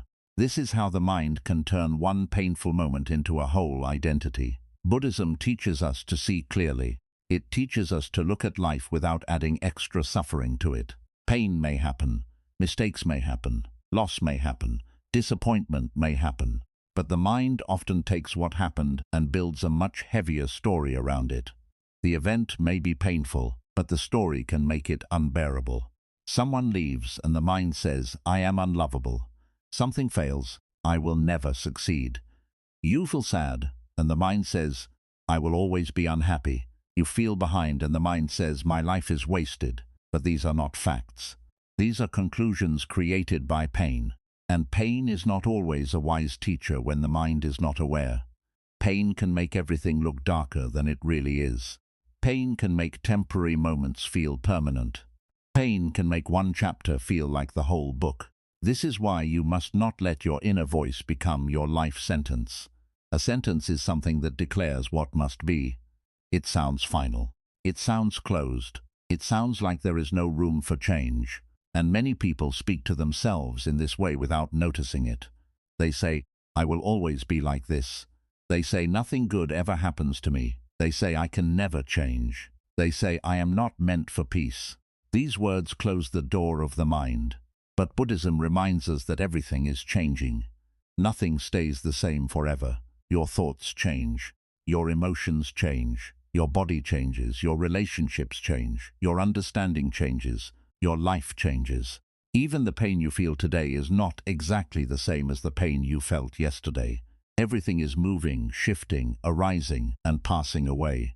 So why speak to yourself as if you are fixed forever? Why say, I will always be broken, when even brokenness changes? Why say, I can never heal, when healing can begin with one breath? Why say, my life is over, when you are still alive, still breathing, still learning, and still able to choose one new step? The mind believes what you tell it, so never give your mind a hopeless sentence and expect it to live with courage. Never tell your mind that change is impossible and expect it to look for a new path. Never tell your heart that it is worthless and expect it to feel safe inside you. Your words are powerful. They can either lock the door or they can open it. When you say, I am hopeless, you are locking the door. When you say, I am struggling, but I can take one step, you are opening the door. When you say, I am ruined, you are locking the door. When you say, I am hurting, but I am still healing, you are opening the door. When you say, I can never change, you are locking the door. When you say, it may take time, but I can begin today, you are opening the door. This is not about pretending life is easy. It is about refusing to speak to yourself in a way that removes all possibility. It is about refusing to turn pain into a permanent identity. It is about refusing to let one hard season decide the meaning of your whole life. Many people are not actually trapped by life itself. They are trapped by the story they keep repeating about life. They have suffered, so they say, life is only suffering. They have been rejected, so they say, no one will ever value me. They have made mistakes, so they say, I destroy everything. They have felt lonely, so they say, I will always be alone. But the Buddhist path teaches you to pause before believing these stories. Ask yourself, is this the truth, or is this my pain speaking? Ask yourself, is this wisdom, or is this fear trying to sound certain? Ask yourself, am I describing one moment, or am I condemning my whole life? This question is very important because the mind often exaggerates when it is hurt. It uses words like always, never, nothing, everything, nobody, and forever. These words make suffering heavier. They make the mind feel trapped. They make a temporary problem feel like a permanent reality. For example, if you say, "I always fail," your mind stops remembering the times you succeeded. If you say, "Nobody cares about me," your mind ignores even small signs of care. If you say, "Everything is ruined," your mind becomes blind to what can still be repaired. If you say, "I will never be happy," your mind stops noticing the small moments of peace that are still possible. The words you choose decide what your mind looks for. If you give your mind a hopeless sentence, it will search for proof of hopelessness. If you give your mind a healing sentence, it will search for a way forward. So be careful with sentences that sound final. Do not say, "I am a failure." Say, "I failed at something, and I can learn from it." Do not say, "I am unlovable." Say, "I feel hurt, but my worth is not destroyed by someone's actions." Do not say, "My life is finished." Say, "This chapter is painful, but my story is still." Do not say, "I am weak." Say, "I am tired, but I have survived difficult days before." These better sentences do not deny reality. They describe reality more wisely. They leave space for growth. They leave space for healing. They leave space for the truth that life is bigger than one painful moment. Buddhism teaches the middle way. The middle way is not denial, and it is not self-destruction. It does not say, "Everything is perfect," when things are painful, but it also does not say, "Everything is ruined," when one thing has gone wrong. It sees clearly, it speaks honestly, it responds with wisdom. This is the kind of voice you must build inside yourself. A voice that is honest but not cruel. A voice that is firm but not hateful. A voice that sees mistakes but does not turn them into identity. A voice that admits pain but does not call pain permanent. A voice that helps you rise, not one that buries you deeper. Think about how many times you have survived moments you once thought you could not survive. There were days when you felt like you would never smile again, but eventually you did. There were problems that felt too heavy, but somehow you moved through them. There were seasons when you felt lost, but you still found a way to continue. Your mind may forget this when it is afraid, but your life carries proof that change is possible. You are not the same person you were years ago. You have learned things. You have endured things. You have understood things. You have outgrown some pain. You have survived some endings. You have kept going through days when nobody knew how heavy your heart felt. So when your inner voice says, "You cannot handle this," do not accept that as final. Remind yourself, "I have handled difficult things before. I may not know the whole way yet, but I can take the next step." When your inner voice says, "You are stuck forever," remind yourself, "Nothing is forever. This feeling is moving. This moment is changing. I can change with it." When your inner voice says you are not enough, remind yourself, "I do not need to be perfect to be worthy of compassion. I am learning, I am growing, I am still becoming." This is not weakness. This is mental discipline. It takes discipline to stop repeating the old sentence. It takes discipline to pause before believing fear. It takes discipline to answer your own mind with wisdom, instead of allowing it to drag you into the same pain. Many people believe discipline means being hard on yourself. But the deepest discipline is not cruelty. The deepest discipline is awareness. It is the ability to notice your own mind and guide it back again and again. When the mind wants to condemn you, guide it back to truth. When the mind wants to shame you, guide it back to compassion. When the mind wants to give up, guide it back to one small step. When the mind wants to make pain permanent, guide it back to impermanence. This is how you stop your inner voice from becoming a life sentence. You remind yourself that no thought has the right to decide your entire life unless you keep giving it that power. A thought may appear, but you can question it. A feeling may rise, but you can breathe through it. A memory may return, but you can choose not to live inside it forever. A mistake may happen, but you can refuse to let it become your name. This is freedom. Not freedom from every difficult thought, but freedom from blindly believing every difficult thought. Not freedom from pain, but freedom from turning pain into identity. Not freedom from mistakes, but freedom from speaking to yourself as if mistakes make you worthless. There is a powerful moment that can change everything. It is the moment between the thought and your belief. A negative thought appears and says, "You are hopeless." Before, you may have believed it immediately, but now you pause, you breathe, you see it, you say, "This is a thought. This is not a life sentence." That one pause is the beginning of a new life, because in that pause you are no longer controlled by the old voice. You are awake, you are present, you are choosing, you are not letting the mind drag you without awareness. The more you practice this pause, the stronger you become. At first, you may only notice after the negative thought has already hurt you. That is okay. Noticing later is still progress. Then, with practice, you begin to notice sooner. You catch the thought while it is still forming. You hear the old sentence and say, "No, I do not need to repeat this today." And slowly the old sentence loses strength. This is how the mind is retrained. Not in one day, not with one perfect meditation, not with one motivational sentence, but through daily awareness, daily correction, daily compassion, and daily patience. Every time you choose a wiser sentence, you weaken the prison. Every time you refuse to call yourself worthless, you weaken the prison. Every time you say, "This is painful but not permanent," you weaken the prison. Every time you say, "I am learning," you weaken the prison. Every time you say, "I can begin again," you open the door a little more, and one day, the sentence that once controlled you will not feel as powerful. It may still appear, but it will not own you. It may still speak, but it will not sound like truth. It may still try to pull you back, but you will have learned how to stand apart from it. You will say, "I know this voice. This is the voice of old pain. This is the voice of fear. This is the voice of habit. But it is not the voice I choose to follow."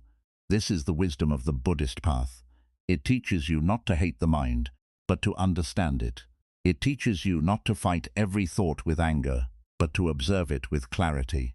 It teaches you not to be ashamed of suffering, but to stop feeding suffering with unconscious belief. When you understand your mind, you become less afraid of it. You begin to see that the mind creates stories. Some stories are helpful, some stories are harmful, some stories heal, some stories wound. But they are still stories, and if a story is making you suffer, you can rewrite it with awareness.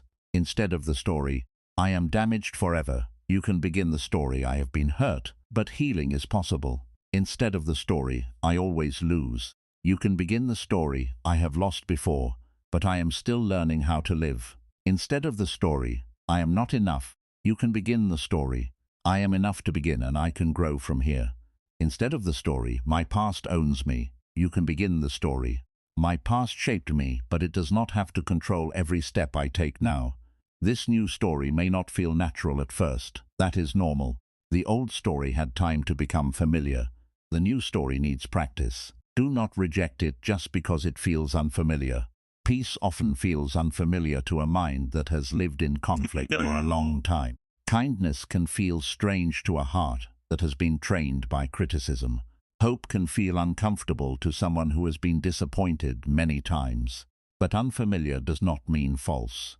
Sometimes the truth feels strange because you have been believing pain for too long. So give the new voice time. Repeat it gently, return to it often. Let it become part of you. There will still be difficult days. There will still be moments when the old voice becomes loud. There will still be times when you feel like you are falling back into old thinking. But do not use those moments to punish yourself. Use them to practice. If you catch yourself saying, "I am hopeless," pause and say, "This is an old sentence. I do not need to live under it." If you catch yourself saying, "I always ruin everything," pause and say, "I made a mistake, but I am not my mistake." If you catch yourself saying, "I will never be happy," pause and say, "This feeling is heavy, but feelings change." If you catch yourself saying, "I am not worthy," pause and say, "My worth does not disappear because I am struggling." This is how you become free from the harsh sentences in your mind. You do not become free by pretending they never appear. You become free by refusing to treat them as final truth. A negative thought is not a command. A painful feeling is not a prophecy. A harsh inner voice is not wisdom. An old wound is not your identity. Remember this, because the mind can sound very convincing when it is afraid. Fear speaks with certainty. Shame speaks with certainty. Pain speaks with certainty. They say, this is how it will always be. But Buddhism teaches that certainty created by fear is not always truth. Often, it is only attachment to a painful view. You can release that view. You can release the view that you are broken beyond repair. You can release the view that your mistakes define you. You can release the view that your future must look like your past. You can release the view that you must be cruel to yourself in order to grow. Releasing does not mean everything changes instantly. It means you stop holding the harmful belief so tightly. It means you loosen your grip. It means you allow another possibility to enter the mind. Maybe I can heal. Maybe I can change. Maybe this is not the end. Maybe I am more than my worst thought. Maybe peace is possible for me. These small openings are powerful. A closed mind says, never. An open mind says, maybe. And sometimes maybe is the beginning of healing. Maybe I can speak differently to myself. Maybe I can forgive myself. Maybe I can learn from this. Maybe I can start again. Maybe I do not have to carry this sentence forever. This is how the heart begins to breathe again. You must understand that your inner voice is not just background noise. It is shaping the way you walk through life. If your inner voice constantly tells you that you are unworthy, you may accept less than you deserve. If it tells you that you will fail, you may stop trying before you begin. If it tells you that you are weak, you may forget the strength you already carry. If it tells you that you are alone, you may close your heart even when love is near. But when your inner voice becomes wise, your life begins to open. You take small chances again. You speak to yourself with more patience. You recover faster from mistakes. You stop treating every failure like a final ending. You begin to see yourself as someone who is growing, not someone who is condemned. This is the change that matters. Not just changing what happens outside, but changing the voice that meets everything inside. Because two people can face the same difficulty and experience it very differently, depending on the voice inside them. One person makes a mistake and says, I am worthless. Another person makes the same mistake and says, this hurts, but I can learn. One person faces rejection and says, I will never be loved. Another person faces rejection and says, this is painful, but my worth remains. One person feels lost and says, my life is over. Another person feels lost and says, I do not know the way yet, but I can take one step. The difference is not that one person has no pain. The difference is that one person adds a life sentence to the pain, and the other person leaves room for healing. Leave room for healing. Leave room for change. Leave room for the person you are becoming. Do not speak as if your story has already ended. Do not speak as if today's pain has the authority to define tomorrow. Do not speak as if your lowest moment knows your highest possibility. You are still alive. That means the story is still moving. The path is still unfolding. The mind is still capable of learning. The heart is still capable of softening. The future is still not fully written. So do not write it with hopeless words. Write it with awareness. Write it with compassion. Write it with patience. Write it with courage. Write it with the quiet belief that even now, even after mistakes, even after pain, even after confusion, you can begin again. This is the final teaching of this lesson. Never let your inner voice become the judge that condemns your whole life. Let it become the guide that helps you return to wisdom. Let it become the friend that reminds you to breathe. Let it become the teacher that corrects you without cruelty. Let it become the light that shows you the next step, not the darkness that convinces you there is no path. Your mind believes what you tell it. So do not tell it that you are finished. Tell it that you are learning. Do not tell it that you are hopeless. Tell it that healing is possible. Do not tell it that one mistake is your whole identity. Tell it that you can grow from this. Do not tell it that your pain will last forever. Tell it that everything changes, and this too can change. Speak to your mind in a way that gives life back to you. Speak in a way that opens the door. Speak in a way that reminds your heart, I am not trapped inside my worst thought. Because you are not trapped. You are not your harshest sentence. You are not your most painful memory. You are not your lowest moment. You are not the cruel voice that appears inside you. You are the awareness that can hear that voice, question it, soften it, and choose a wiser path. And the moment you understand this, you begin to take your freedom back. One thought at a time, one breath at a time, one kinder sentence at a time, one new beginning at a time. 11. Choose words that help your future self rise. Every word you speak to yourself today is not only affecting who you are right now, it is also shaping the person you are becoming tomorrow. Your inner voice is building your future self, one sentence at a time. If you keep speaking fear, your future self will carry more fear. If you keep speaking shame, your future self will carry more shame. If you keep speaking defeat, your future self will walk with less courage. But if you begin speaking wisdom, patience, compassion, and strength, your future self will slowly begin to rise. This is why you must be careful with the words you use when life becomes difficult. In painful moments, the mind is open and sensitive. The words you repeat during those moments go deep. When you are hurt and you say, "I am worthless," your heart remembers it. When you are tired and you say, "I cannot do anything right," your mind begins to accept it. When you fail and you say, "This is who I am," you plant a painful belief inside your future. But when you are hurt and you say, "This pain is real, but it will not define me," you plant strength. When you are tired and you say, "I need rest, not self-hatred," you plant wisdom. When you fail and you say, "This mistake can teach me," you plant growth. These words may not change the whole situation immediately, but they change the direction of your mind. Buddhism teaches that every moment carries a seed. What you think, what you say, what you repeat, and what you believe all become causes that create results later. Your future is not only shaped by big actions, it is also shaped by small inner habits. A repeated thought becomes a pattern. A repeated pattern becomes a way of living. A way of living becomes the path your life follows. So ask yourself, are the words you speak today helping your future self, or are they making the path heavier?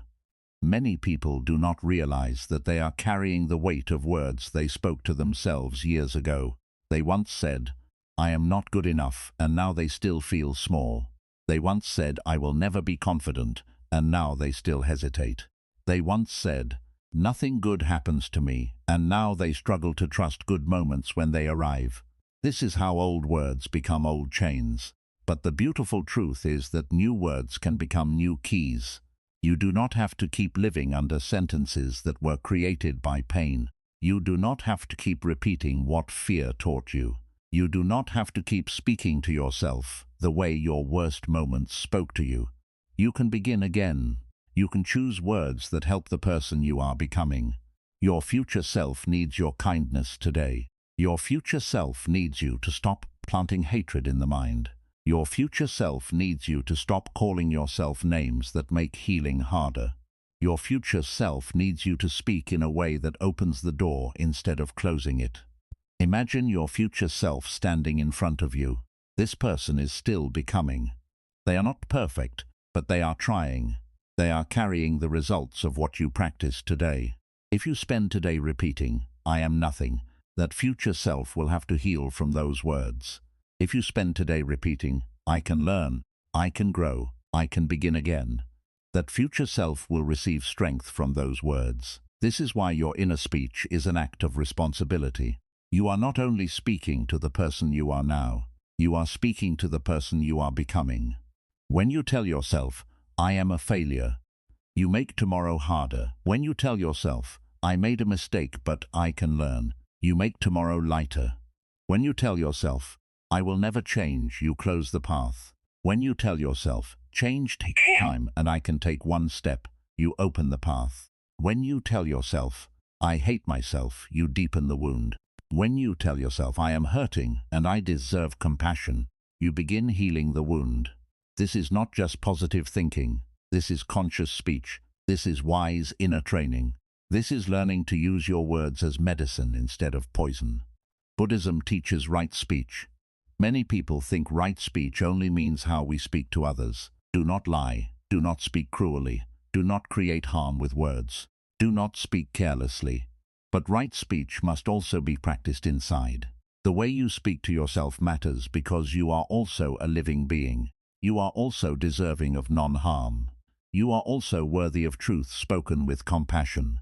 If you would not speak cruelly to someone you love, do not speak cruelly to the mind that must carry you through life.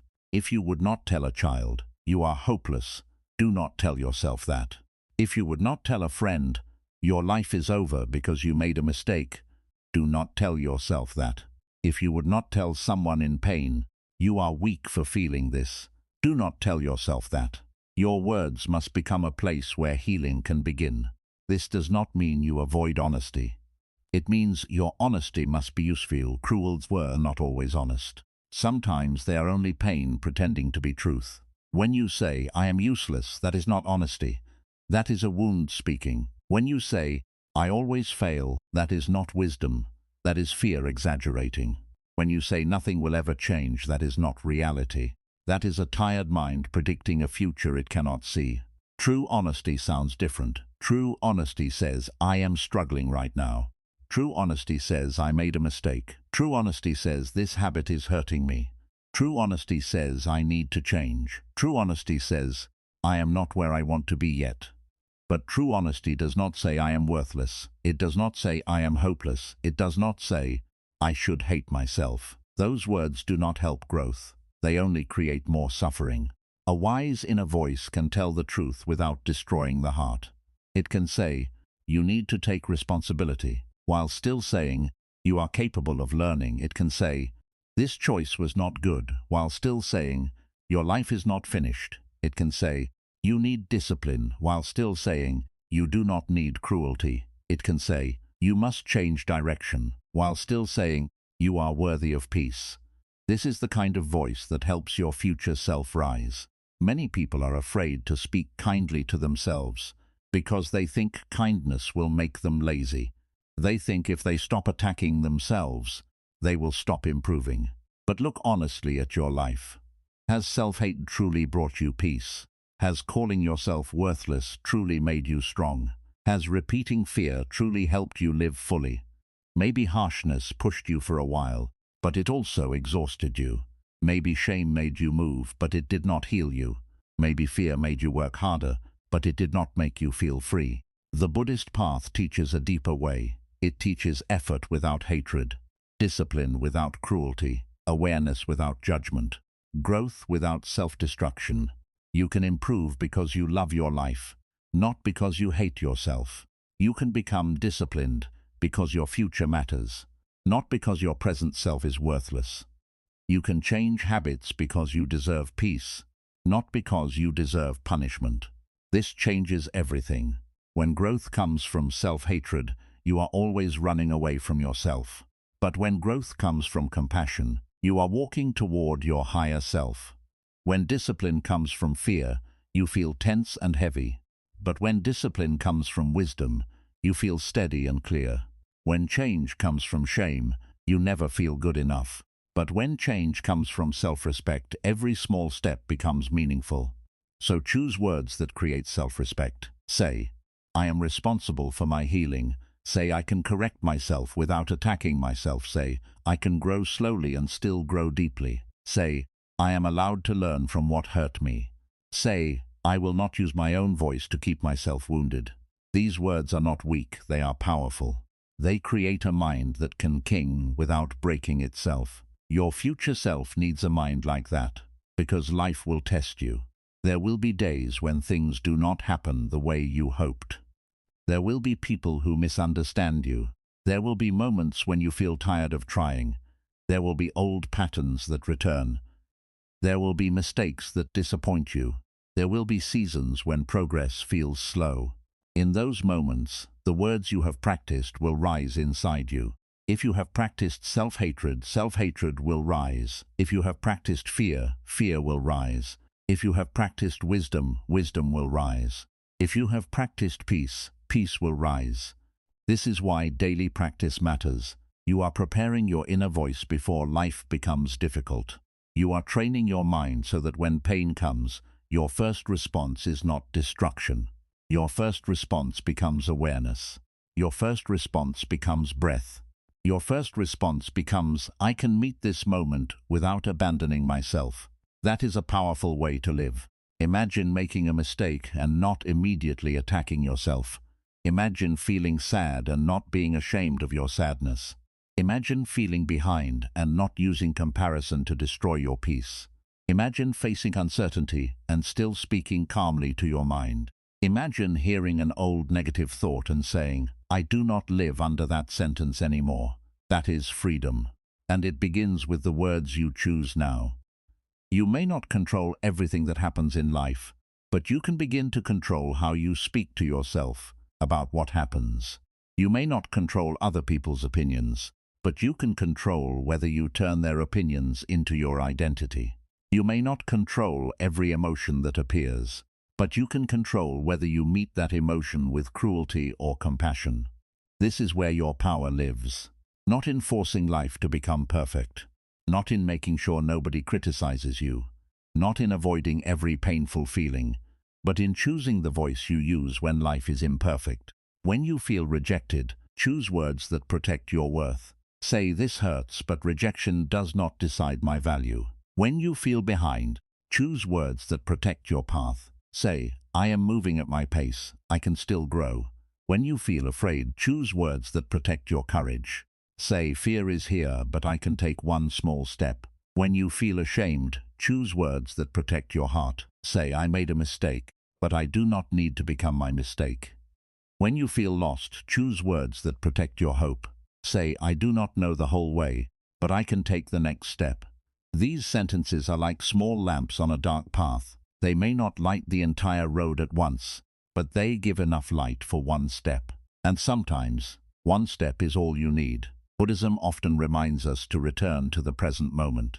The present moment is where change happens. You cannot change yesterday. You cannot fully control tomorrow. But you can choose your next breath. You can choose your next thought. You can choose your next sentence. You can choose the way you meet yourself right now. Right now, you can stop repeating a sentence that harms you. Right now, you can choose not to call yourself weak. Right now, you can choose not to turn pain into identity. Right now, you can choose not to speak from fear. Right now, you can plant a better seed. Do not underestimate the power of one better sentence. A life does not change all at once. It changes in small moments when awareness enters. It changes when you are about to say, "I am nothing," but instead you pause and say, "I am hurting." It changes when you are about to say, "I always fail," but instead you say, "I am still learning." It changes when you are about to give up on yourself, but instead you say, "Let me take one more step." These small changes are not small to the mind. They are proof that a new path is being created. At first, your mind may resist. It may say you do not believe these words. It may say this is pointless. It may say you have been negative for too long. But remember, the mind believes what it hears repeatedly. The old voice became strong because it was repeated. The new voice will also become strong through repetition. Do not wait until you fully believe kind words before you speak them. Speak them so that belief can grow. Do not wait until you feel peaceful before you practice peace. Practice peace so that peace can become familiar. Do not wait until you feel worthy before you stop insulting yourself. Stop insulting yourself so that worthiness can be felt again. This is how training works. You practice before it feels natural. You return before it feels easy. You choose wisely before the mind fully trusts the new way. And slowly, the mind changes. Your future self is listening to what you practice today. That future self is waiting for you to stop planting the same painful seeds. That future self is waiting for you to speak with more care. That future self is waiting for you to build an inner voice that can support the life you want to create. So ask yourself each morning, what words do I want my future self to inherit from me? Do you want your future self to inherit fear, shame, and self-hatred? Or do you want your future self to inherit patience, courage, and peace? Every day you are passing something forward. When you repeat, "I cannot," you pass forward limitation. When you repeat, "I can learn," you pass forward possibility. When you repeat, "I am broken," you pass forward pain. When you repeat, "I am healing," you pass forward hope. When you repeat, "I hate myself," you pass forward suffering. When you repeat, "I am worthy of compassion," you pass forward peace. Choose what you pass forward. Your future self will thank you for every moment you refuse to speak cruelty. Your future self will thank you for every time you chose patience over shame. Your future self will thank you for every breath where you paused and did not believe the harsh thought. Your future self will thank you for every small sentence that helped you keep going. Even if nobody else sees these moments, they matter. The world may not see when you choose not to attack yourself. The world may not clap when you replace fear with wisdom.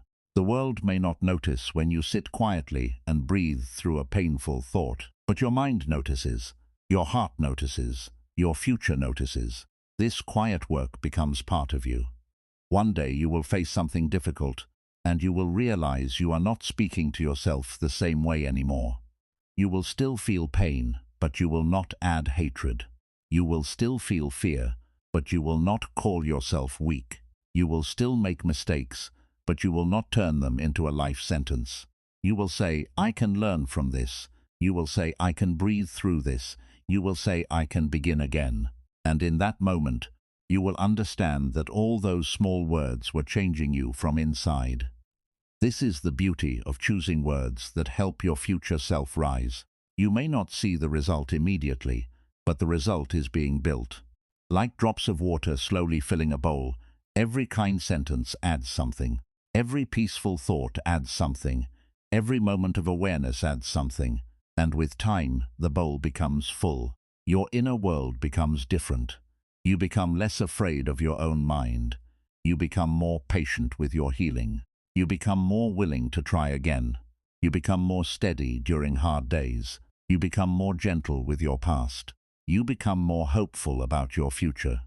Not because life becomes perfect, but because your relationship with yourself becomes wiser.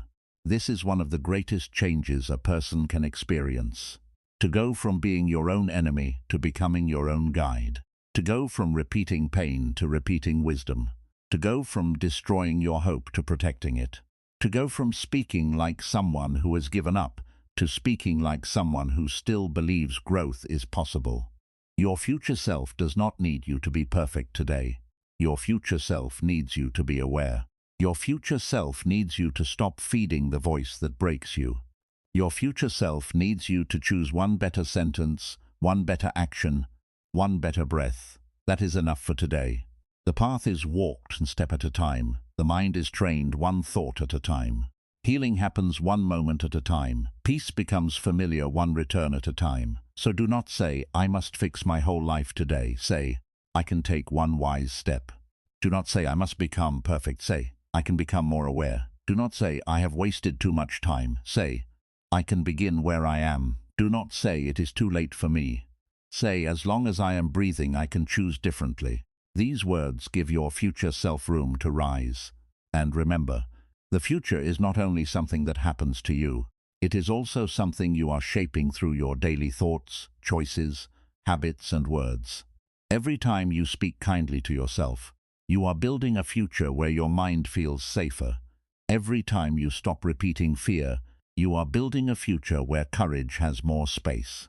Every time you practice awareness, you are building a future where old patterns have less control. This is how you change your life from the inside. Not by forcing everything outside to change first. Not by waiting for someone else to save you. Not by waiting until you feel completely ready. But by choosing right now to stop speaking against your own becoming. Because every harsh word delays healing. Every cruel sentence makes the path heavier. Every hopeless thought closes the mind a little more. But every wise word opens something. Every compassionate sentence softens something. Every patient thought strengthens something. Every peaceful reminder brings you closer to the person you are meant to become. So speak to your future self with love. Tell that future self, I am trying for you. Tell that future self, I will not keep poisoning the mind you must live with. Tell that future self, I will plant better seeds today. Tell that future self, I will choose words that help you stand. Tell that future self, I will not abandon you by giving up on myself now. These words create a bridge between who you are and who you are becoming. And when life becomes hard, walk across that bridge with patience. You do not have to become healed in one day. You do not have to become confident in one day. You do not have to become peaceful in one day. You only have to stop using today's words to make tomorrow's heart heavier. That is a beautiful beginning. So from today, choose your words like you are choosing the future you want to live in. Choose them like seeds. Choose them like medicine. Choose them like small lights. Choose them like gifts you are sending forward to the person you are becoming. If your mind believes everything you tell it, then tell it something that helps your future self rise. Tell it, I am learning. Tell it, I am healing. Tell it, I am becoming stronger. Tell it, I can grow through this. Tell it, I do not need to hate myself to change. Tell it, I am allowed to begin again. Tell it, my future is not closed. Tell it, peace is possible for me. And keep telling it, not only when life is easy, but especially when life is difficult. Because difficult moments are when your mind needs your wisest words the most. Do not let fear write the message your future self must carry. Do not let shame become the voice that follows you into tomorrow. Do not let one painful season become the language of your whole life. Choose better words. Choose healing words. Choose peaceful words. Choose words that make the next version of you stronger, softer, wiser, and more free. Because the way you speak to yourself today becomes the strength your future self stands on tomorrow. And one day, the person you become will look back with gratitude and say, thank you for not giving up on me. Thank you for choosing kinder words. Thank you for planting peace when fear was easier. Thank you for helping me rise. 12. Stop feeding the voice that makes you suffer. There is a voice inside the mind that becomes stronger every time you feed it. If you feed fear, fear grows. If you feed anger, anger grows. If you feed shame, grows. If you feed self-hatred, self-hatred grows. But if you stop feeding these voices, they slowly begin to lose power. This is one of the most important things to understand about the mind. A negative thought does not always stay strong by itself. It stays strong because you keep giving it attention, belief, emotion, and repetition. The thought comes once, and instead of letting it pass, you hold it, you repeat it, you argue with it, you build a story around it. You remember old pain that matches it. You search for proof that it is true. And without realizing it, you are feeding the very voice that is making you suffer. For example, the mind says, you are not good enough. If you are not aware, you may begin to feed that thought. You may remember every mistake you made. You may compare yourself to someone else. You may think about every person who rejected you. You may tell yourself, yes, maybe I really am not enough. And slowly, one thought becomes a whole storm. But Buddhism teaches that you do not have to feed every thought that appears. A thought can come, but you do not have to welcome it. A fear can rise, but you do not have to follow it. A memory can appear, but you do not have to live inside it again. A harsh inner voice can speak, but you do not have to answer it with belief. This is where freedom begins. Many people think freedom means never having painful thoughts again. But real freedom is not the absence of every negative thought. Real freedom is learning not to feed those thoughts until they control your whole life. A painful thought may appear, but you can choose not to make it bigger. You can choose not to turn it into your identity. You can choose not to repeat it all day like a prayer of suffering. If the Buddha says you are useless, you do not have to add, yes, I am useless, and I always ruin everything. You can pause and say, this is a painful thought. I do not need to feed it. If the mind says, nothing will change, you do not have to add, yes, my whole life is stuck forever. You can pause and say, this is fear speaking. I can take one small step. The mindset. You failed again. You do not have to add, I am a failure. You can pause and say, I made a mistake, but I can learn from this. This pause is very powerful. It may look small, but it changes the direction of the mind. Before the pause, the mind is running automatically. After the pause, awareness enters. And when awareness enters, you are no longer completely controlled by the thought. Buddhism teaches that suffering grows through attachment. When you hold tightly to a painful thought, it becomes heavier. When you identify with it, it becomes part of who you think you are. When you repeat it, it becomes familiar. But when you observe it and let it pass, it begins to lose its grip. Think of a fire. A fire needs fuel to keep burning. If you keep adding wood, the fire grows. If you stop adding wood, the fire slowly dies down. Negative self-talk is the same. Every time you repeat the same painful sentence, you add fuel. Every time you believe the harsh voice without questioning it, you add fuel. Every time you replay same old wound, you add fuel. But when you stop feeding it, the fire begins to calm. This does not mean the fire disappears instantly. The mind may still bring old thoughts. The voice may still return. The fear may still whisper. But if you do not keep feeding it, it cannot burn with the same strength forever. So ask yourself, what am I feeding inside myself every day? Am I feeding peace or am I feeding panic? Am I feeding wisdom or am I feeding fear? Am I feeding healing or am I feeding old wounds? Am I feeding the voice that helps me rise or the voice that keeps me trapped? This question is not meant to make you feel guilty. It is meant to wake you up. Because many people are suffering not only because of what happened to them, but because of what they keep feeding after it happened. They were hurt once, but they replay it 1,000 times. They failed once, but they punish themselves for years. They were criticized once, but they turn that criticism into their own inner voice. Pain may enter your life, but you do not have to keep serving it food every day. You do not have to wake up and feed yesterday's fear. You do not have to go to sleep repeating old shame. You do not have to carry every insult that was ever spoken to you. You do not have to keep proving to yourself that you are broken. At some point, healing begins when you stop giving your energy to the thoughts that destroy your peace. This does not mean you ignore your pain. Buddhism does not teach denial. It does not say, pretend nothing hurts. It teaches you to see pain clearly, but not to become a prisoner of it. There is a difference between feeling pain and feeding pain. Feeling pain is human. Feeding pain means repeating the same thoughts that make the wound deeper. You can say, this hurt me, without saying, my whole life is ruined. You can say, I made a mistake, without saying, I am worthless.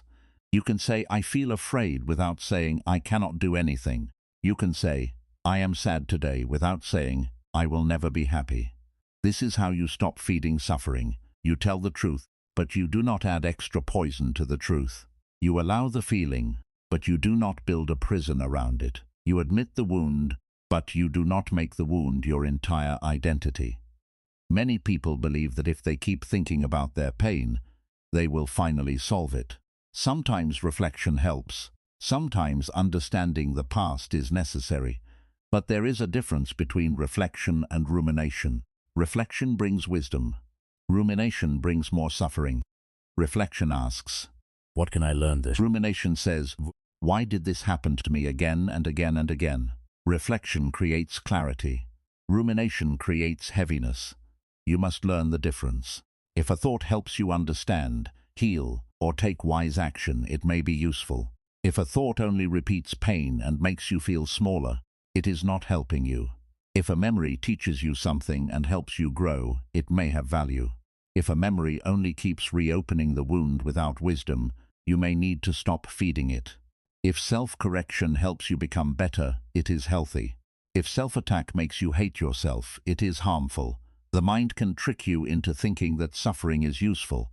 It may say, keep worrying, because worry means you care. It may say, keep blaming yourself, because blame will make you better. It may say, keep replaying the past, because maybe you will finally fix it. But endless worry does not create peace. Endless blame does not create growth. Endless replaying does not change the past. At some point you must gently say, enough. I have learned what I can learn. Now I must stop feeding this pain. This is not weakness, this is wisdom. When you stop feeding a painful thought, you are not saying it never existed. You are saying it no longer deserves all your energy. You are saying your peace matters. You are saying your future matters. You are saying your mind is not a place where old suffering can live forever without being questioned. One simple practice is to name the thought when it appears. When the mind says, you are not enough, say, doubt. When the mind says, everything will go wrong, say, this is fear.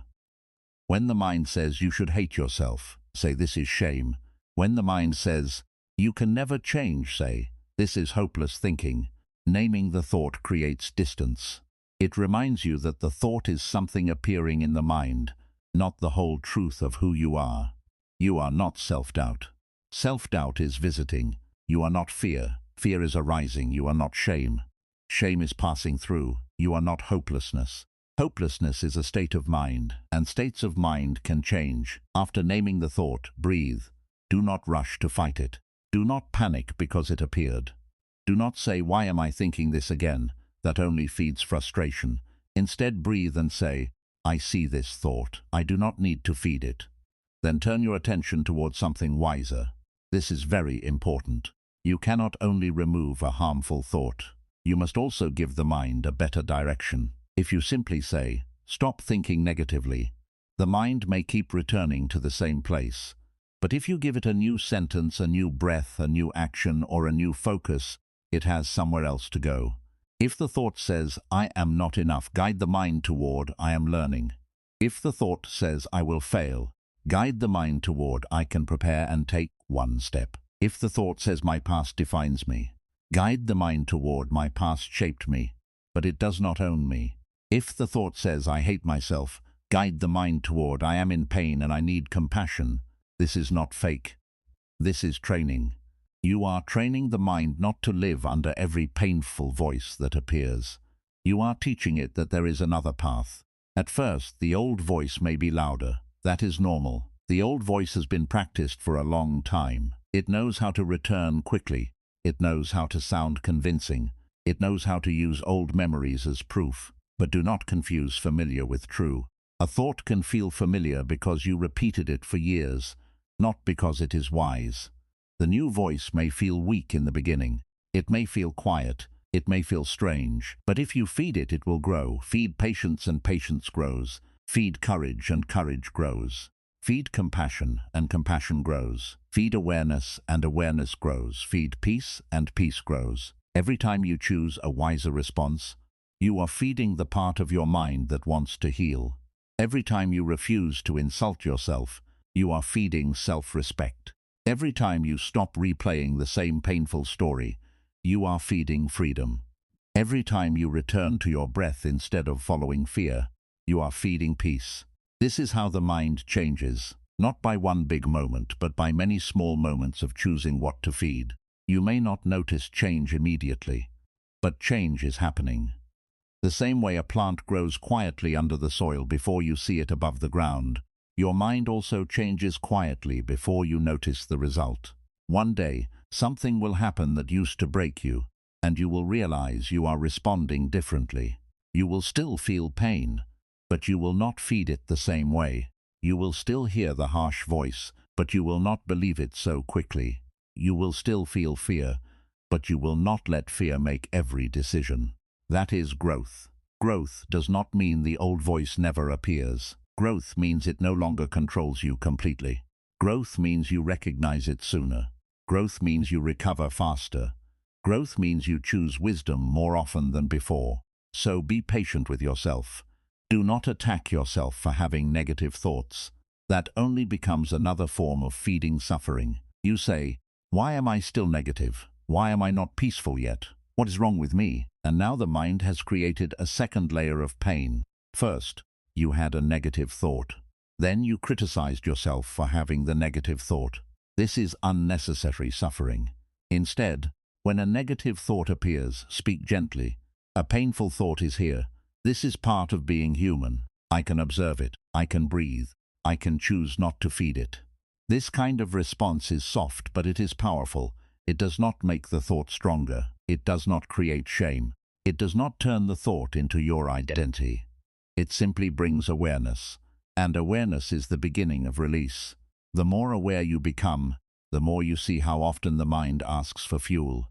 It wants you to worry. It wants you to replay. It wants you to compare. It wants you to judge. It wants you to imagine the worst. It wants you to repeat the same painful sentence. But awareness allows you to say, "Not today. I see what is happening." When comparison appears, you can say, "I will not feed this." When regret appears, you can say, "I will not feed this." When shame appears, you can say, "I will not feed this." When self-hatred appears, you can say, "I will not feed this."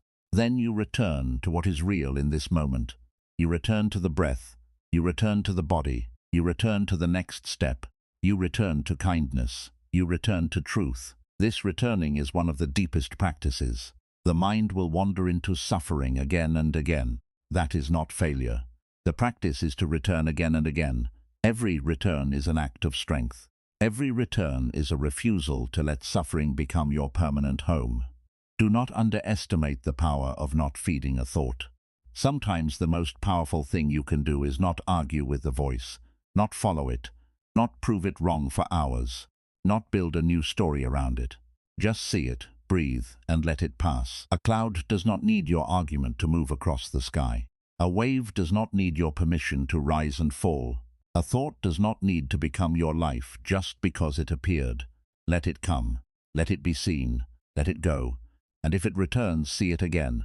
This is practice. Many people suffer because they think every thought needs an answer. But some thoughts do not need an answer. Some thoughts need space. Some thoughts need silence. Some thoughts need to be seen as old habits, not meaningful messages. Some thoughts are like echoes. They repeat because the mind is used to them, not because they carry truth. When the mind says, "You are worthless," you do not need to debate with it for an hour. You can say, "This is an old echo. I will not feed it." When the mind says, "You will never heal," you can say, "This is fear trying to predict the future. I will not feed it."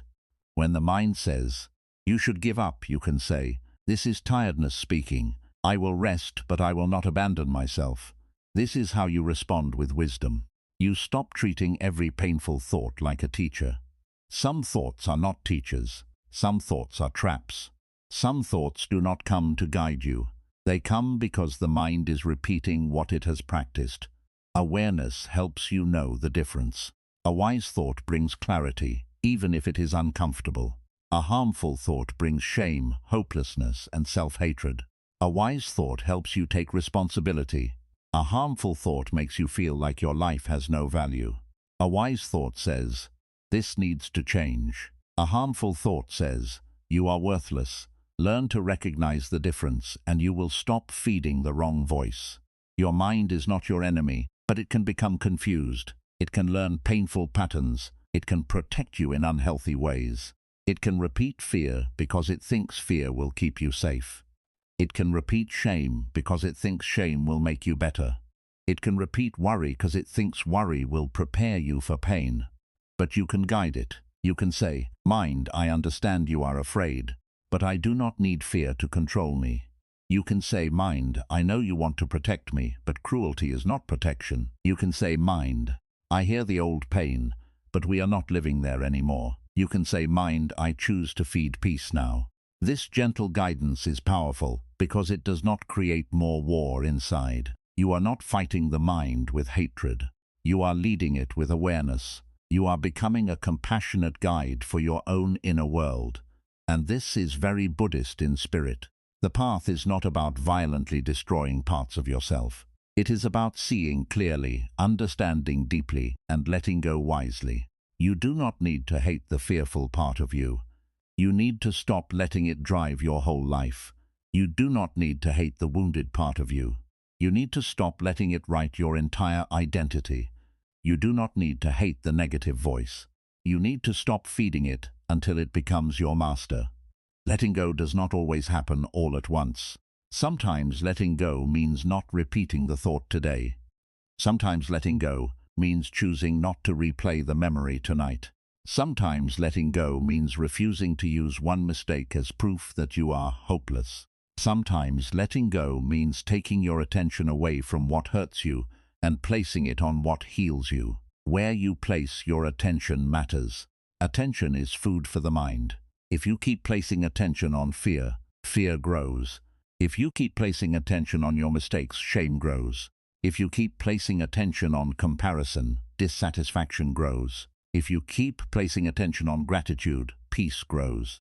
If you keep placing attention on growth, courage grows. If you keep placing attention on compassion, healing grows. So choose carefully what you give your attention to. This does not mean you ignore problems. It means you do not worship them. It means you see them clearly, respond wisely, and then return to balance. A problem deserves your attention when action is needed, but it does not deserve to live in your mind all day and all night, stealing your peace even when there is nothing more to do. If something can be changed, take one wise step. If something cannot be changed right now, breathe and release the extra suffering. If something must be learned, learn it. If something must be forgiven, begin slowly. If something must be accepted, soften around it. But do not keep feeding the voice that says, because this happened, you can never be peaceful again. That voice is not wisdom. Life can hurt you, but your inner voice can either help you heal or keep the wound open. If someone hurt you in the past, do not continue their work by speaking cruelly to yourself now. If life disappointed you, do not deepen the disappointment by telling yourself that nothing good can ever happen again. If you made mistakes, do not turn those mistakes into a permanent name. Stop feeding the voice that makes suffering endless. Feed the voice that says, I can learn. Feed the voice that says, I can heal. Feed the voice that says, I can take one breath. Feed the voice that says, I can begin again. Feed the voice that says, I do not need to destroy myself to grow. This is how you slowly build an inner life that supports you instead of harms you. One day you will notice that the negative voice is still there sometimes, but it does not sound as powerful. It may knock on the door, but you do not open so quickly. It may speak, but you do not immediately believe. It may bring old stories, but you do not sit with them for hours. You see them, you breathe, you choose again. This freedom in daily life, not a perfect mind, not a life without pain, not a heart that never feels fear, but a mind that knows how to stop feeding its own suffering, a heart that knows how to return to compassion, a person who understands that every thought does not deserve belief, every fear does not deserve obedience, and every inner voice does not deserve fuel. So from today, watch what you feed. When you wake up, feed peace. When you make a mistake, feed patience. When you feel afraid, feed courage. When you feel ashamed, feed compassion. When you feel lost, feed one small step. When your mind becomes loud, feed silence. When your heart becomes heavy, feed gentleness. Do not feed the voice that tells you your life is over. Do not feed the voice that tells you you are nothing. Do not feed the voice that tells you you cannot change. Do not feed the voice that turns one painful moment into your whole identity. Your mind believes what you tell it, but it also grows from what you feed it. So feed it words that help it heal. Feed it thoughts that open the door. Feed it silence that calms the heart. Feed it wisdom that brings you back to the present moment. And when the old voice returns, remember this simple truth. You do not have to give it your energy. You can see it. You can name it. You can breathe through it. You can let it pass. You can choose another voice. You can choose the voice of peace. You can choose the voice of compassion. You can choose the voice of wisdom.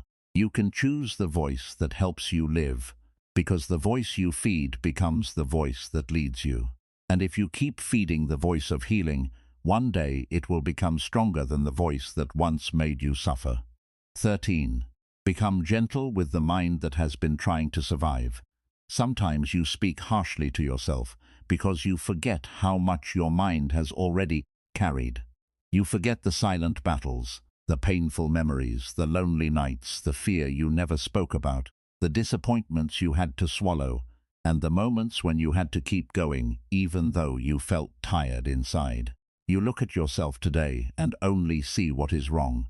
You see the habits you still have not changed. You see the mistakes you still regret. You see the confidence you still do not feel. You see the peace you still have not reached. And because of this, you begin to talk down to yourself. You say, why am I still like this? You say, why can't I be better? You say, why am I so weak? You say, what is wrong with me? But Buddhism teaches us to look deeper. Before you judge your mind, understand it. Before you attack yourself, ask what your heart has been through. Before you call yourself weak, remember how long you have been trying to survive. Many of your thoughts did not appear from nowhere. Many of your fears did not appear without a reason. Many of your emotional reactions are not signs that you are broken. They may be signs that your mind has been trying to protect you in the only way it knew. If you were hurt before, your mind may now expect hurt. If you were rejected before, your mind may now fear rejection. If you were criticized before, your mind may now criticize itself first, as if hurting yourself early will protect you from being hurt by others. If you failed before, your mind may now warn you not to try again, because it remembers the pain of falling. This does not mean the mind is always wise. Sometimes the mind protects you in ways that also limit you. Sometimes it creates fear where courage is needed. Sometimes it creates doubt where trust is needed. Sometimes it brings old pain into a new moment. But still, you must understand this clearly. Your mind is not your enemy. Your mind is wounded, trained, conditioned, and trying to survive. So do not meet it with more cruelty. A mind that has been hurt does not heal through hatred.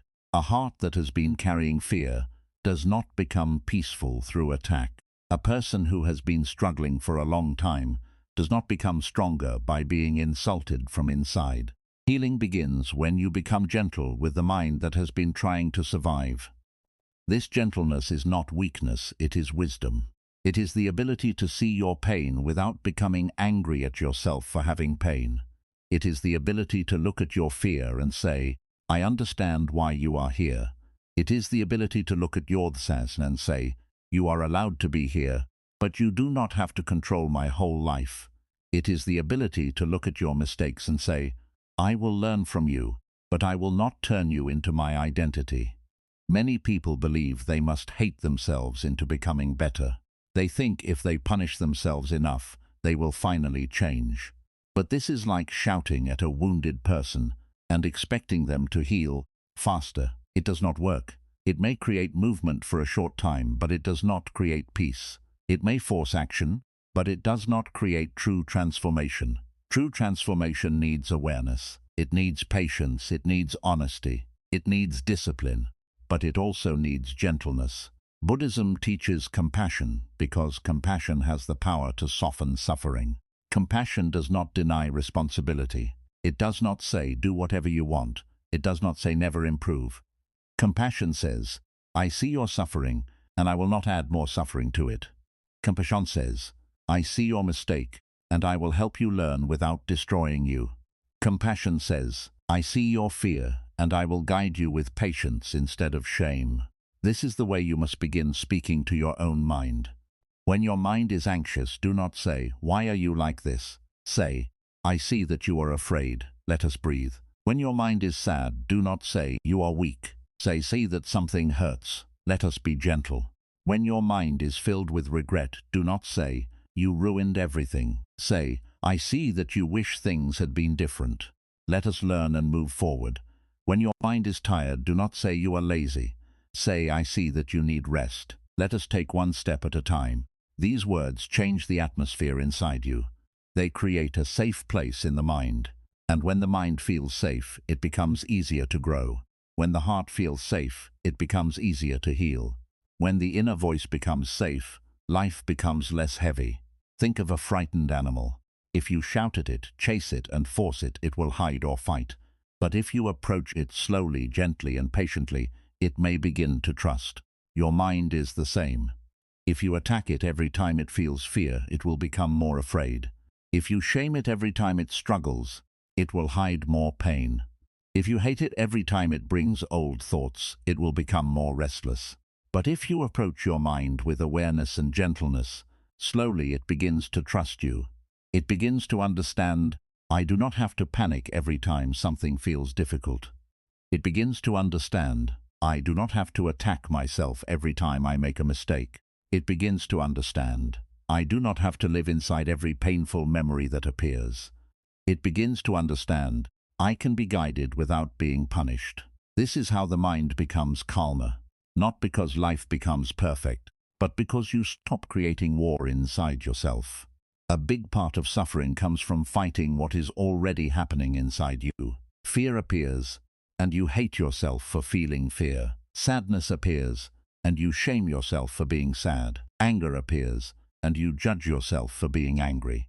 A painful thought appears, and you panic because the thought appeared. Now you are not only dealing with the original feeling, you are also dealing with resistance to the feeling. This creates more suffering. Buddhism teaches us to observe what arises, not to cling to it, not to push it away with hatred, but to see it clearly. When fear arises, know fear is here. When sadness arises, know sadness is here. When shame arises, know shame is here. When self-criticism arises, know self-criticism is here. This simple awareness creates space. You are no longer saying, I am fear. You are saying fear is here. You are no longer saying, I am sadness. You are saying sadness is here. You are no longer saying, I am shame. You are saying shame is here. You are no longer saying, I am broken. You are saying, pain is here. This difference is very powerful. When you say, I am fear, fear becomes your identity. But when you say, fear is here, fear becomes an experience passing through the mind. When you say, I am broken, you feel trapped. But when you say, pain is here, you leave room for healing. This is why gentleness matters. Gentleness helps you observe without turning everything into identity. It helps you meet the mind without attacking it. It helps you understand what is happening without drowning in it. Your mind may have learned harshness from the world. Maybe someone spoke to you with anger. Maybe someone made you feel like your feelings were too much. Maybe someone criticized you more than they encouraged you. Maybe someone only noticed your mistakes and never noticed your effort. Maybe life taught you that you had to be hard on yourself to survive. But now you can learn another way. You can become the voice your mind needed long ago. You can become the gentle guide you did not always have. You can become the patient presence that your heart was waiting for. This does not mean you become soft in a careless way. It means you become strong in a peaceful way. You still take responsibility. You still correct your actions. You still improve your habits. You still face your weaknesses. But you do it with compassion. There is a big difference between saying, I need to change because I hate myself, and saying, I need to change because I care about myself. The first sentence creates pain. The second sentence creates growth. There is a big difference between saying, I am terrible for making this mistake, and saying, this mistake is teaching me what I need to understand. The first sentence creates shame. The second sentence creates wisdom. There is a big difference between saying, I am weak because I feel afraid, and saying, fear is here and I can still take one step. The first sentence creates self-rejection. The second sentence creates courage. This is how gentle speech becomes a form of strength. Many people confuse gentleness with laziness. They think if they are gentle with themselves, they will stop improving. But true gentleness does not remove discipline. It makes discipline healthier. It helps you continue without breaking yourself. It helps you grow without becoming bitter. It helps you face life without turning your own mind into a battlefield. A harsh person may move quickly, but they often burn out. A gentle and disciplined person moves steadily. They do not need to destroy themselves to keep going. They do not need shame to take action. They do not need fear to become better. They move because they understand the value of their life. This is the kind of strength Buddhism points toward. A calm strength, a patient strength, a strength that does not need to shout, a strength that knows how to return to the breath, return to awareness, return to compassion, and return to the present moment. So when your mind becomes loud, do not become louder. When your mind becomes afraid, do not answer with anger. When your mind brings old pain, do not punish it. When your mind feels weak, do not insult it. Meet it gently. Say, I know you are afraid. Say, I know you are tired. Say, I know you are trying to protect me. Say, but we do not need to suffer in the old way anymore. Say, we can breathe. Say, we can choose a wiser response. Say, we can take one step. These words may feel strange at first, especially if you are used to being hard on yourself. Your mind may resist. It may say, this is not enough. It may say, I need to be harsher to change. It may say, kindness will make me weak. But remember, the mind often mistrusts what is unfamiliar. If you've lived in self-criticism for a long time, compassion may feel unnatural. But unnatural does not mean wrong. It only means new. Peace may feel new. Gentleness may feel new. Self-compassion may feel new. But if you practice it, it becomes familiar. A person who has lived in darkness may blink when the light first appears. That does not mean the light is bad. It means the eyes need time to adjust. In the same way, a mind that has lived with harshness may feel uncomfortable when kindness appears. Give it time. Let it adjust. Let it slowly learn that compassion is safe. You do not have to force the mind to become peaceful immediately. You only have to stop adding more violence to it. If you cannot speak loving words yet, begin with neutral words. Instead of saying, "I love myself," if that feels too hard, say, "I am learning to be kinder to myself." Instead of saying, "I am completely healed," say, "I am taking steps toward healing." Instead of saying, "I feel peaceful," say, "I am willing to breathe through this moment." Instead of saying, "Everything is fine," say, "This is difficult, but I can meet it gently." These words are honest and healing. They do not force false happiness. They simply create a softer place for the mind to rest. This is important because healing should not become another performance. You do not need to pretend to be peaceful. You do not need to pretend you never struggle. You do not need to act like every wound is already healed. Buddhism is not about pretending. It is about seeing clear pain. If pain is here, see fear. If sadness is here, see sadness. But see it with compassion, not hatred. When you see your pain with hatred, pain becomes heavier. When you see your pain with compassion, pain begins to soften. This is why you must stop saying, "What is wrong with me?" and begin asking, "What happened inside me that needs understanding?" This question is more gentle, and it opens the door to healing. What is wrong with me creates shame. What needs understanding creates awareness. If your mind is anxious, maybe it needs safety. If your mind is angry, maybe it needs to be heard. If your mind is sad, maybe it needs comfort. If your mind is restless, maybe it needs stillness. If your mind is harsh, maybe it learned harshness and now needs a new teacher. You can become that teacher. You can teach your mind to pause before believing fear. You can teach your mind to breathe before reacting. You can teach your mind to speak with kindness after mistakes. You can teach your mind to release old sentences that no longer serve you. You can teach your mind that it does not have to survive through self-attack anymore. This teaching happens through practice.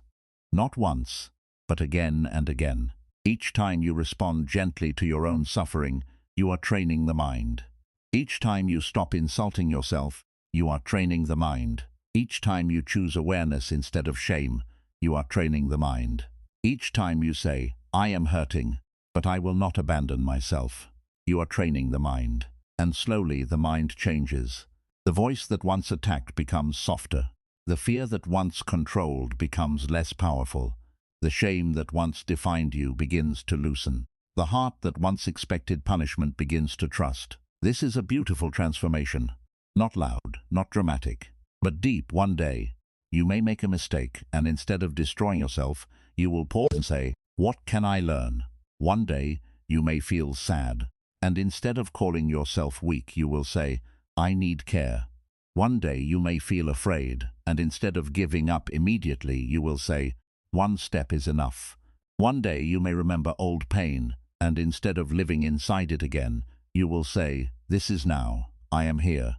These moments are signs that your mind is learning safety, and when your mind learns safety, your whole life begins to feel different. You stop reacting to everything as if it is a threat.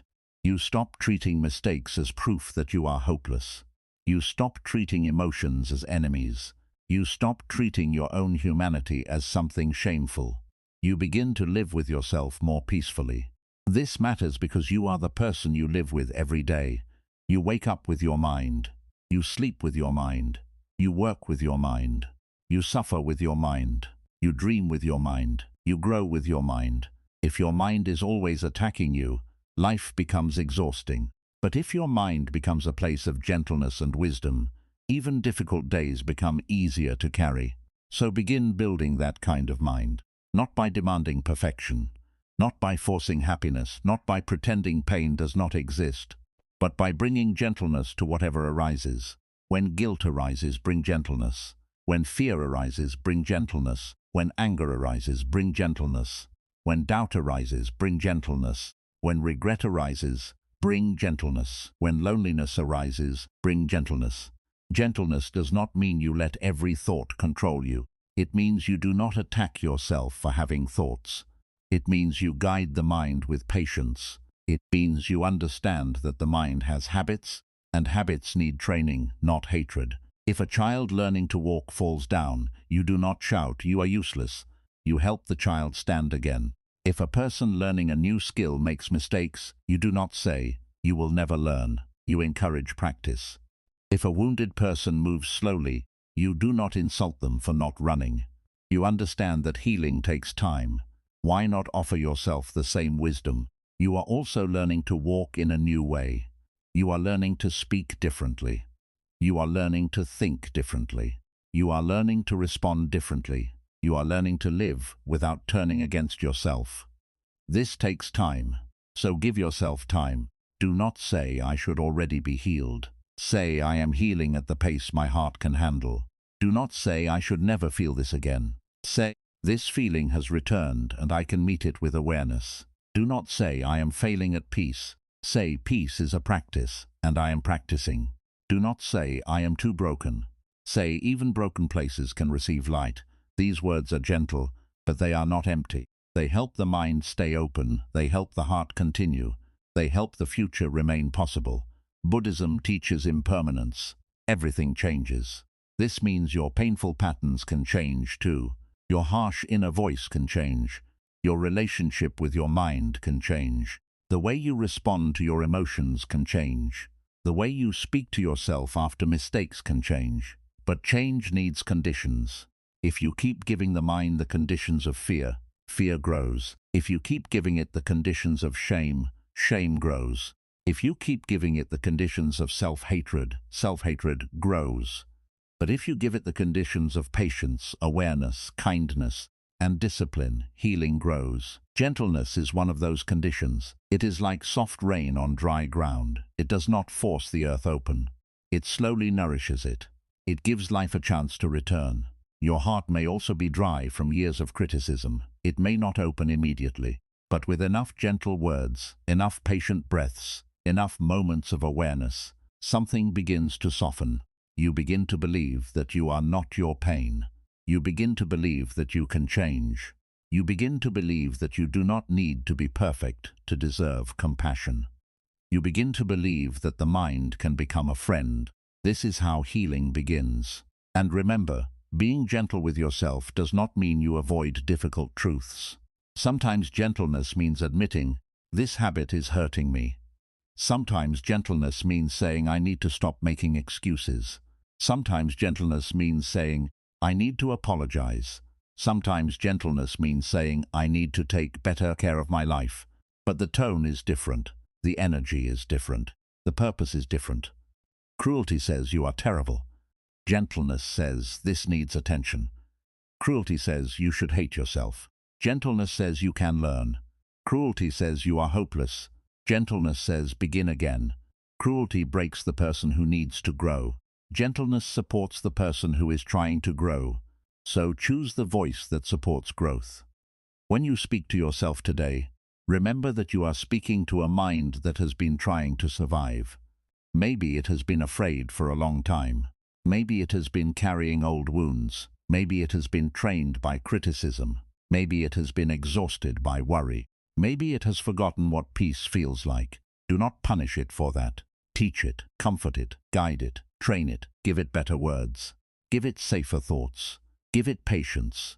Give it the kind of inner environment where healing becomes possible. You may not become peaceful overnight. You may still have old reactions. You may still have difficult thoughts. You may still have days when the harsh voice returns. But every time it returns, you can practice again. You can say, "I see this old pattern. I will not hate myself for it. I will guide myself back. This is the path. Not perfect peace, but returning to peace. Not perfect kindness, but returning to kindness. Not perfect awareness, but returning to awareness. Not perfect healing, but returning to healing." Again and again you return. And every return matters. Your mind believes what you tell it, so tell it. "You are safe with me now." Tell it. "I will not attack you for being afraid." Tell it.